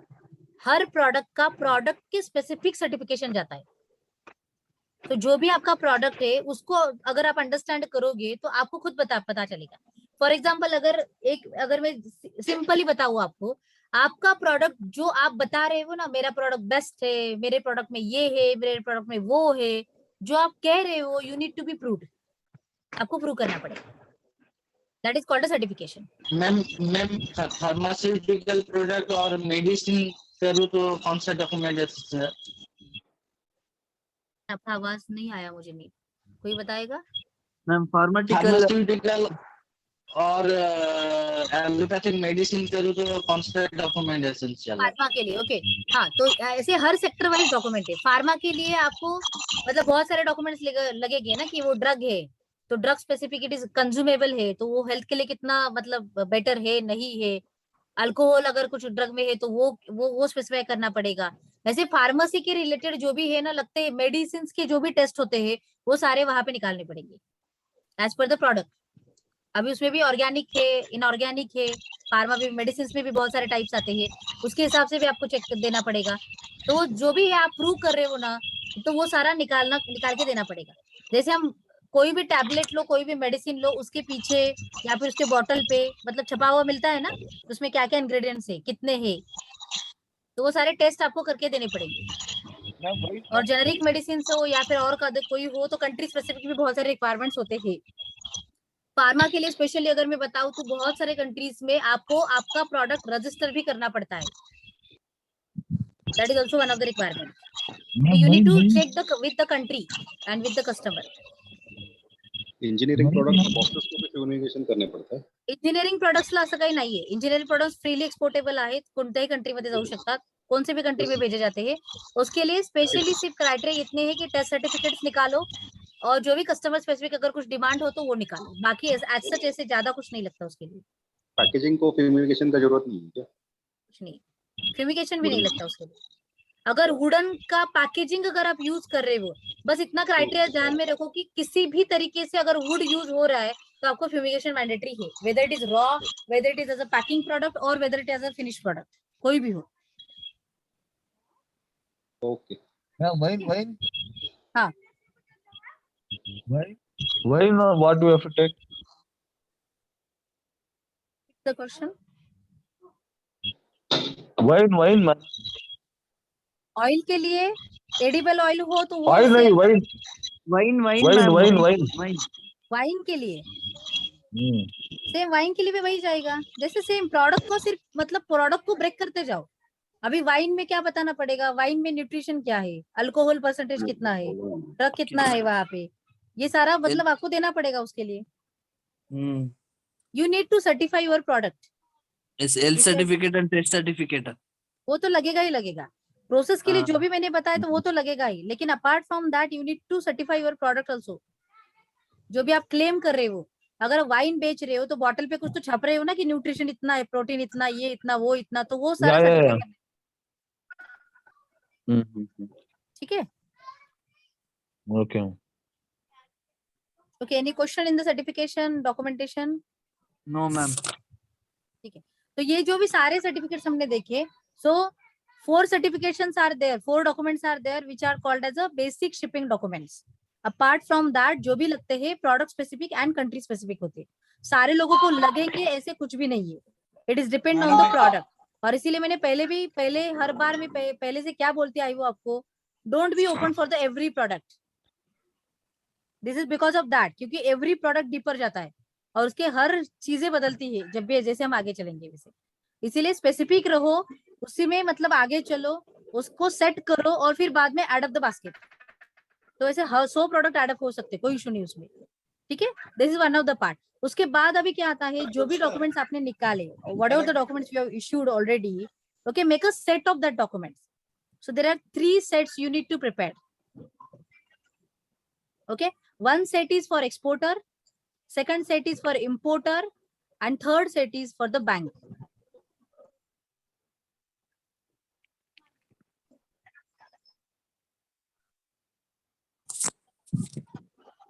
So 3 sets you need to prepare, okay. जो भी सेट कस्टमर के लिए जाता है, इन केस इंपोर्टर के लिए जो जाता है, all original should be attached with the importer set.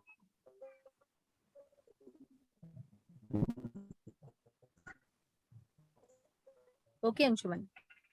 All original should be attached with the importer set except shipping bill. ध्यान में रखो, except shipping bill, because shipping bill is Indian government document which is used in India only. वो किसी भी buyer को आपको भेजना नहीं है. So other than that, all original documents should be attached with the customer set. Importer के set को सारे अटैच किए जाएंगे. For the exporter set all xerox, अगर ओरिजिनल बच्चे तो अटैच करो, नहीं तो सारे जो भी डॉक्यूमेंट्स आपने निकाले सारे के सारे जेरोक्स आपको लगेंगे आपके एक्सपोर्टर के set. And the third set is for the bank. So bank के सेट को भी जो भी सारा जेरोक्स सेट है वो सारा बैंक को दिया जाएगा.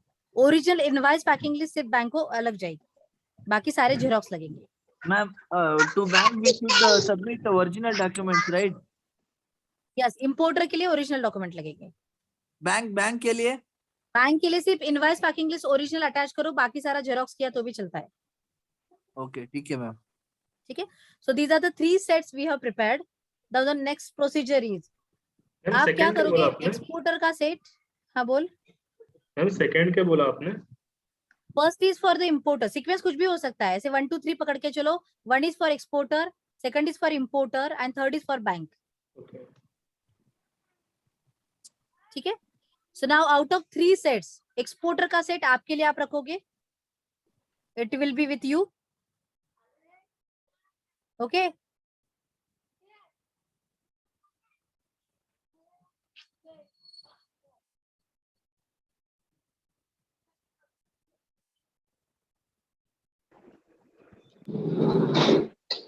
एक्सपोर्टर का सेट आपके पास रहेगा एंड इंपोर्टर का एंड बैंक का सेट.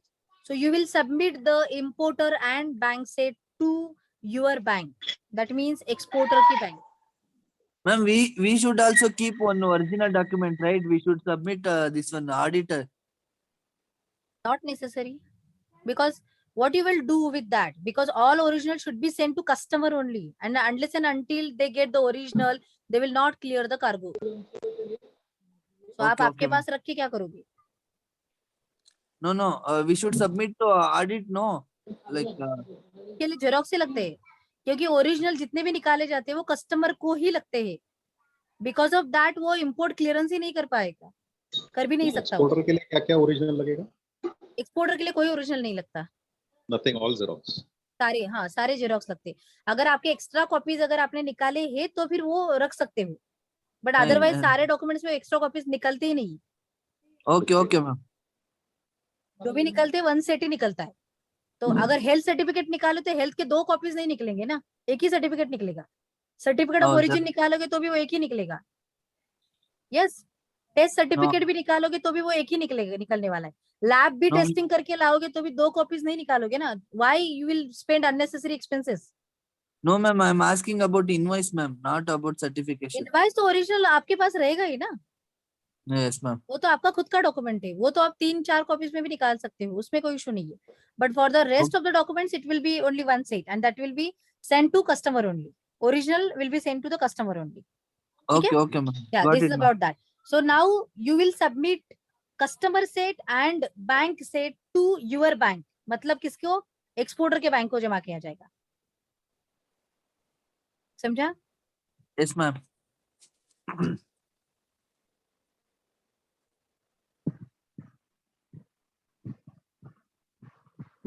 इंपोर्टर को जो डॉक्यूमेंट्स देना है मैडम, हाँ, वो हम शिपमेंट के साथ में भेजेंगे तो किसको हैंड ओवर करेंगे? लॉजिस्टिक पार्टनर को या नहीं, इसीलिए तो मैंने क्या कहा अभी, किसको देना है आपको? इंपोर्टर को देना है ना. लेकिन मैंने अभी क्या कहा कि किसको जमा करना पड़ेगा आपको? Bank. Mandatory condition by RBI. एक कॉपी बैंक को जाएगा. नहीं, मैंने क्या बोला? Okay, anyone can repeat. मैंने क्या कहा था आपको अभी? मैडम इसमें प्रॉब्लम क्या होता है ना? To submit importer. मैंने क्या कहा था? one set will be with you, exporter set will be with you, okay? Customer set and bank set you will submit to exporters bank, okay? So इसका मतलब क्या हुआ कि जो भी आपके पास डॉक्यूमेंट है वो आप किसी को नहीं दोगे, सिर्फ और सिर्फ वो कस्टमर को देने के लिए बैंक के थ्रू से ही जाएंगे. ओके, ये सब राइट अप मिलेगा क्या? क्योंकि क्या सुनते टाइम लिखने में आगे पीछे हो गया. क्या? रिपीट करो.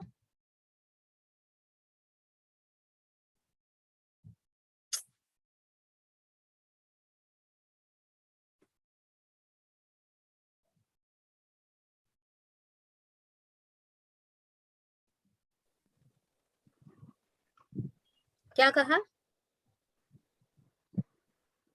रिटर्न फॉर्मेट में ये जो आप बोल रहे हैं ना, ये रिटर्न हाँ. फॉर्मेट में मिल सकता है क्या आपके पास से? हाँ, रिटर्न फॉर्मेट में ये मतलब नहीं समझा मुझे. आपका जो लेक्चर का नोट्स है ये लिखते टाइम कभी कभी डिस्टर्बेंस आता है, तो we are not getting the clear thing. इसके लिए लोगों का कंफ्यूजन है, तो मैं ये सजेस्ट कर रहा था. कोई बात नहीं, आप क्वेश्चन पूछ सकते हो, इसमें कोई इशू नहीं है. So if everyone gets it in the written. Hard copy बोल रहे हो आप? हार्ड कॉपी में देखती हूँ कैसे हो सकता है, लेकिन जो भी अभी यहाँ पे है तो एक्सेल में तो मैंने सारा लिखा है यहाँ पे, राइट? और ये वही, इसीलिए मैं आपको एक्सेल में ही समझा रही हूँ. ये दिख रहा है?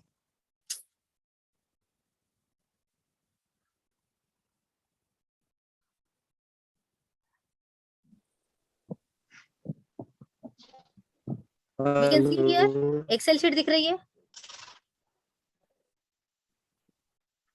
बताओ. या मैम वो एडवांस पे काम होते तो डॉक्यूमेंट कहाँ जमा करेंगे? एडवांस ला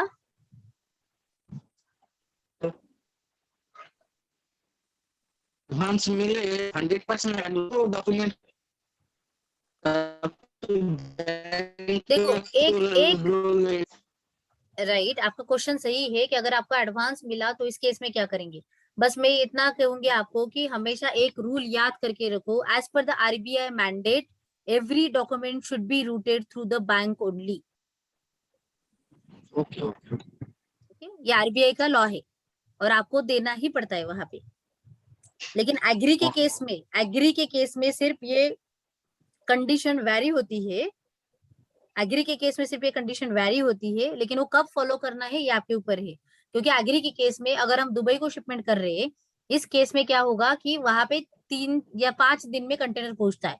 उस टाइम पे अगर बीच में बैंक हॉलीडेज वगैरह आए तो आपके डॉक्यूमेंट्स बैंक के थ्रू प्रोसेस होने में टाइम लगेगा, और वहां पे जाने के बाद शायद कंटेनर वहां पे पहले पहुंचा होगा लेकिन बाद में आपके डॉक्यूमेंट्स लेट आएंगे। इस केस में आपको डिटेंशन लग सकता है। और इस केस में दुबई के लिए आज का प्रैक्टिस चलता है कि डॉक्यूमेंट डायरेक्टली कस्टमर को भेजे जाते हैं, ना कि बैंक थ्रू भेजे जाते हैं। हाँ यस सर। मैडम बैंक को चार्ज का होगा ना इस सर्विस के लिए? कुरियर से जाता है, बैंक भी कुरियर से भेजती है। नहीं, कुछ चार्ज उसका चार्जेस लेता होगा ना बैंक कुछ? हाँ, जो भी बैंक कुरियर का चार्ज होता है वो आपको लगाती है। तो पहले पता चलता है क्या अपने को कोटेशन देने के टाइम पे? हाँ, वो तो आपको इन्वॉल्व करना ही पड़ेगा ना। जनरल कुरियर के चार्जेस कितने होते हैं? 1500 या 2000, 2500, तो वो आप पहले कोटेशन में ऐड कर लो। अच्छा, और कुछ लेगा नहीं बैंक उससे उसके अलावा? हाँ राइट, उतना ही लगता है। और बैंक का जो सर्विस चार्ज होगा आपका ट्रांजैक्शन हैंडल करने का, वो तो बैंक लगाएगी। हाँ एग्जैक्टली, तो वो पता कैसे चले पहले फिर कोटेशन देने के टाइम? वो तो बैंक भी बताती है हमें कि उनका चार्ज कितना है। तो पहले पूछना है बैंक से वो चीज? हाँ, बैंक से पहले पूछो कि मतलब आपके चार्जेस क्या है उसके लिए, तो बैंक को बता देगी। हाँ ma'am one more question ma'am. हाँ वन मोर क्वेश्चन मैम, जब हम कोटेशन देते हैं तब वो जब माल भिजा रहे हैं उसमें तो 5 to 10 डेज 30 डेज भी लग सकता है। उसमें जो डॉलर तो आगे नीचे मैम, जो कोटेशन में जो रेट भेजा नीचे हो सकता है मैम, वो लाभ नुकसान बहुत हो सकता है, वो कैसे मैनेज करूं? तो क्वेश्चन कोई रिपीट करेगा मुझे? वो बोल रहे हैं कि अगर जिस कोटेशन में आपको डील होगा उसका डॉलर में अगर होगा तो डॉलर का रेट तो वेरी कर सकता है ना, इसलिए तो नुकसान भी हो सकता है। मतलब okay got it, currency fluctuation पूछ रहे हो आप? हाँ जी हाँ जी मैम। हाँ ओके आपका, हाँ समझा मुझे। Yes yes got it. ये सारी चीजें हम रिस्क में देखने वाले हैं कल,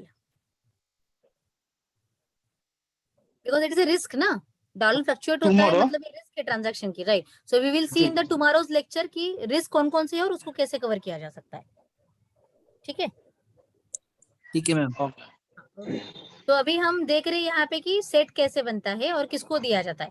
ये स्क्वायर हमेशा याद रखो, एक्सपोर्टर है, इंपोर्टर है। यहाँ पे एक्सपोर्टर की बैंक है, यहाँ पे इंपोर्टर की बैंक है। ठीक है, अभी क्या होगा कि जब भी आप डॉक्यूमेंट का सेट बनाओगे तो एक सेट आपके इंपोर्टर के लिए होता है, दूसरा सेट आपके एक्सपोर्टर के लिए होता है, राइट? Yes ma'am. शेप्स होते हैं वो कहाँ पे दिख रहे हैं किसी को?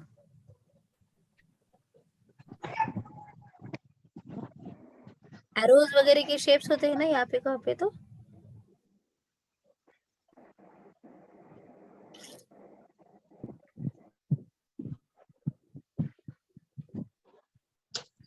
ठीक है, जाने दो। अभी हम क्या करेंगे, फिर सेट जो बनाएंगे वो एक्सपोर्टर टू एक्सपोर्टर्स के बैंक हो जाएगा। तो यहाँ पे ये जो एक्सपोर्टर के बैंक का जो कॉलम है, यहाँ पे आप 2 सेट जमा करोगे, एक इंपोर्टर के लिए होगा और एक उसी बैंक के लिए होगा, बैंक के रेफरेंस के लिए। अभी बैंक क्या करेगी, मतलब यहाँ पे ऐसे पकड़ के चलो कि कस्टमर का सेट एंड यहाँ पे बैंक का सेट, ये दोनों इस बैंक हो जाएंगे। इसके बाद ये जो बैंक है, एक्सपोर्टर की जो बैंक है आपकी, ये कस्टमर वाला जो सेट है तो ये इंपोर्टर के बैंक को भेज दी।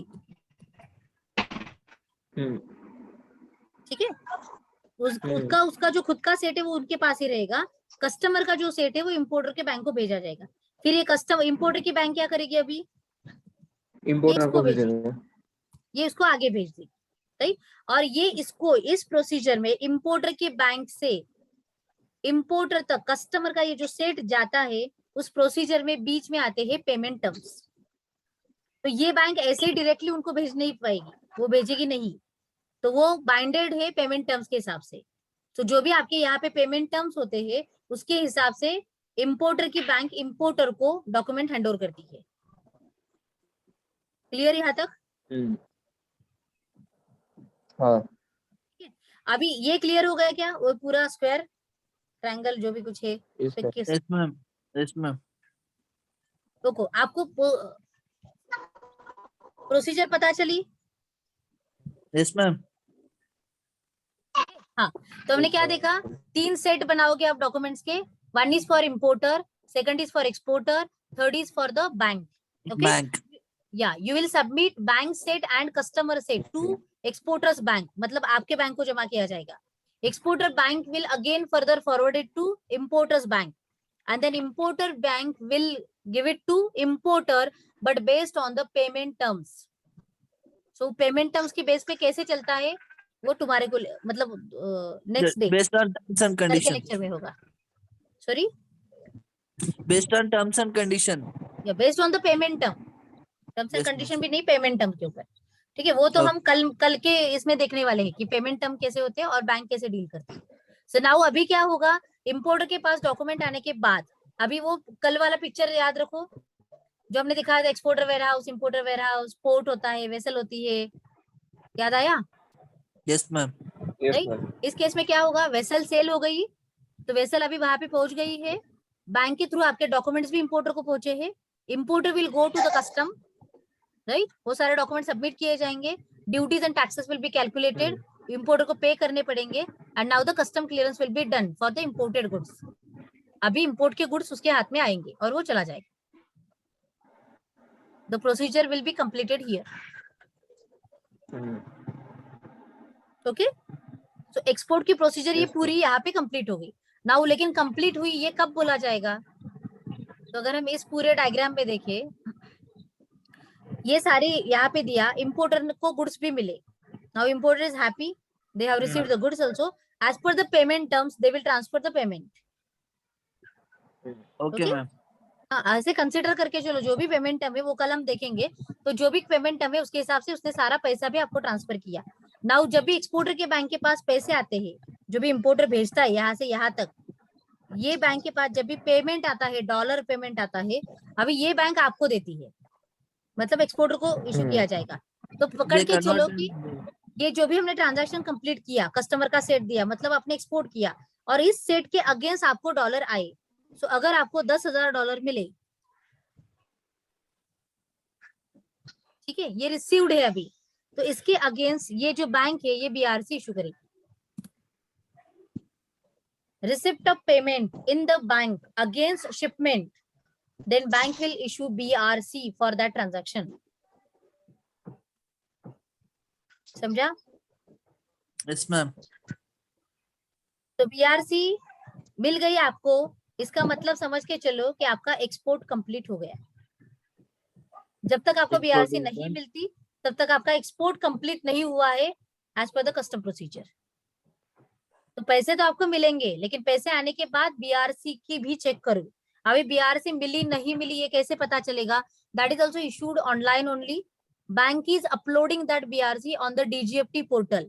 So you need to visit to DGFT portal.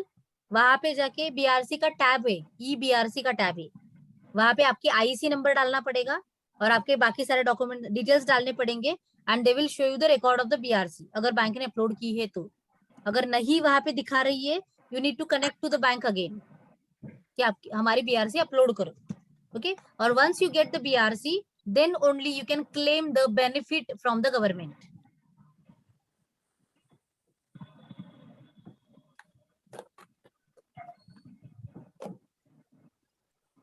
Clear? Yes ma'am. तो इसका मतलब आपका एक्सपोर्ट कंप्लीट हो गया और आपको गवर्नमेंट के बेनिफिट भी मिले। This is all about the documentation. पूछो डाउट्स? अभी नो मैम।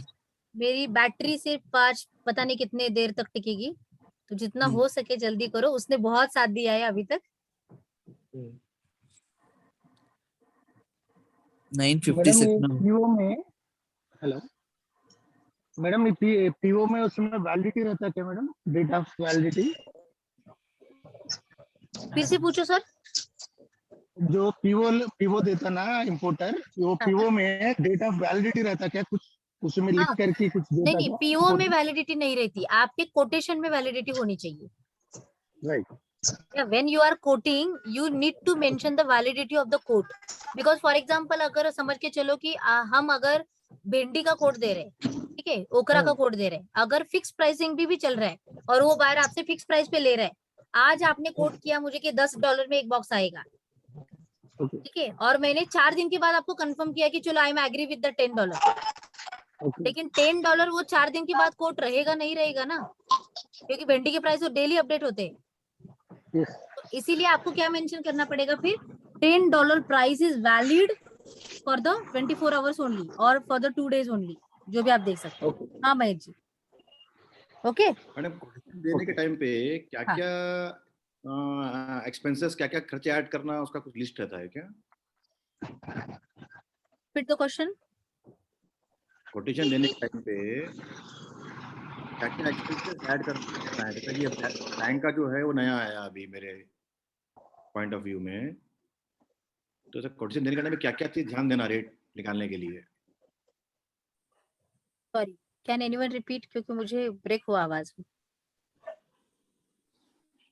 प्राइस के लिए क्या क्या लिस्ट होनी चाहिए जो अपन कैलकुलेट करेंगे, ये पूछ रहे हो?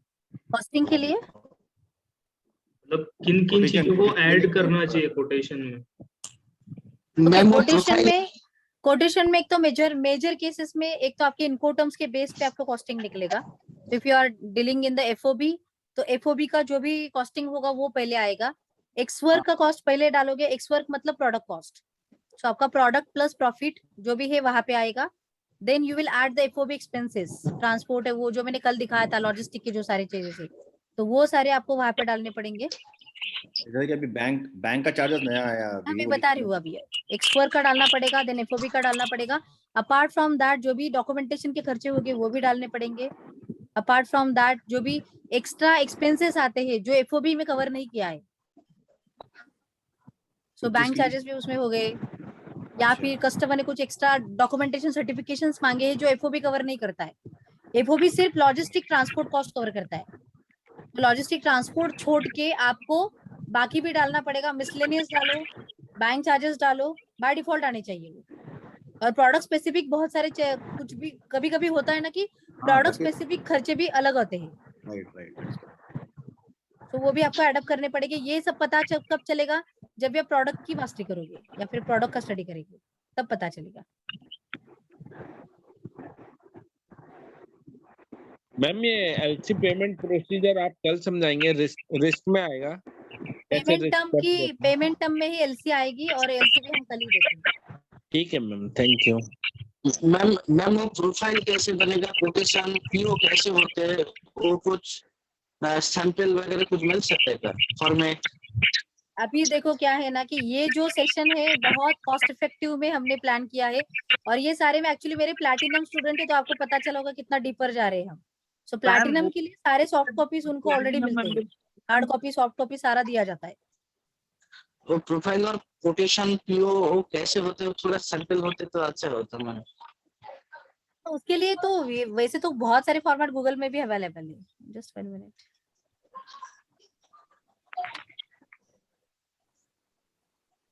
मैम वो बीएससी बैंक रियलाइजेशन सर्टिफिकेट वो कहाँ पे अप्लाई करने के लिए बोले, एक बार दूसरा बार बताएंगे प्लीज? एक मिनट। हाँ सर।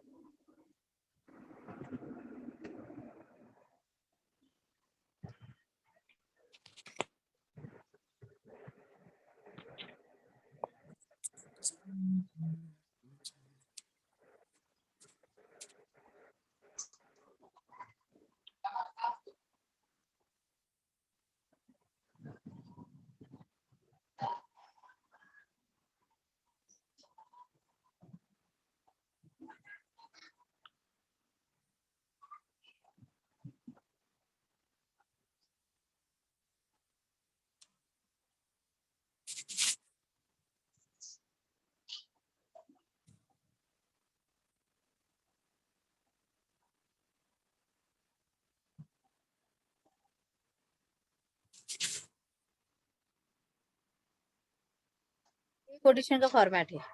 अभी ये हमने हमारा स्टैंडर्ड बनाया है, ऐसे जरूरी नहीं कि आपको ऐसे ही बनाना चाहिए, लेकिन this is about that. Exporter का नेम एड्रेस यहाँ पे डालना पड़ेगा, quotation number, date, buyer's order number, date, other preferences, consignee में आपका जो इम्पोर्टर है उसका आएगा, buyer if other than consignee, country of origin, country of final destination, pre carriage, place of receipt, vessel, port of loading, shipment कैसी जाने वाली है, टर्म्स ऑफ पेमेंट क्या है, इनको टर्म्स क्या होते हैं, डिस्चार्ज कोड क्या है, फाइनल डेस्टिनेशन, उसके बाद HS code, description of goods, quantity, rate, total amount, and then total CIF Jebel Ali कितना है, एंड टर्म्स एंड कंडीशन में पेमेंट टर्म्स हो, डिलीवरी टर्म्स हो, डॉक्यूमेंट्स हो, इंस्पेक्शन, इनको term, validity, import license, and then bank details. And फिर उसके बाद आता है डिक्लेरेशन करो and for Kaushal food products authorise signatory. अभी ये हमने हमारे लिए स्टैंडर्ड बनाया है जो मैं मेरे स्टूडेंट्स को देती हूँ, क्योंकि इसमें ऑलमोस्ट मैंने सारी चीजें कवर करके रखी है। और बेस्ड ऑन दैट अगर उनके प्रोडक्ट अगर मुझे पता चले, कोई भी स्टूडेंट अगर बोलता है कि मैम मुझे इंजीनियरिंग एक्सपोर्ट करना है, तो I will update the terms and condition there according to the product. तो मैं उनको वैसे गाइड करती हूँ। समझा? और one more question ma'am. Hello. हाँ बोलो। मैम एक्चुअली लास्ट डे आपका 9:30 में नेटवर्क नहीं था, आज भी आधा घंटा नहीं था पहले। इसे लास्ट डे आपने जो वो एक भी कॉस्टिंग किए था ना, वो क्लियरेंस चार्ज और ट्रांसपोर्ट, इंश्योरेंस, लोडिंग और अदर्स, वो कोटेशन कहाँ से मिलेगा? और वो लॉजिस्टिक देता है आपको, वो CHA से मांगना पड़ेगा।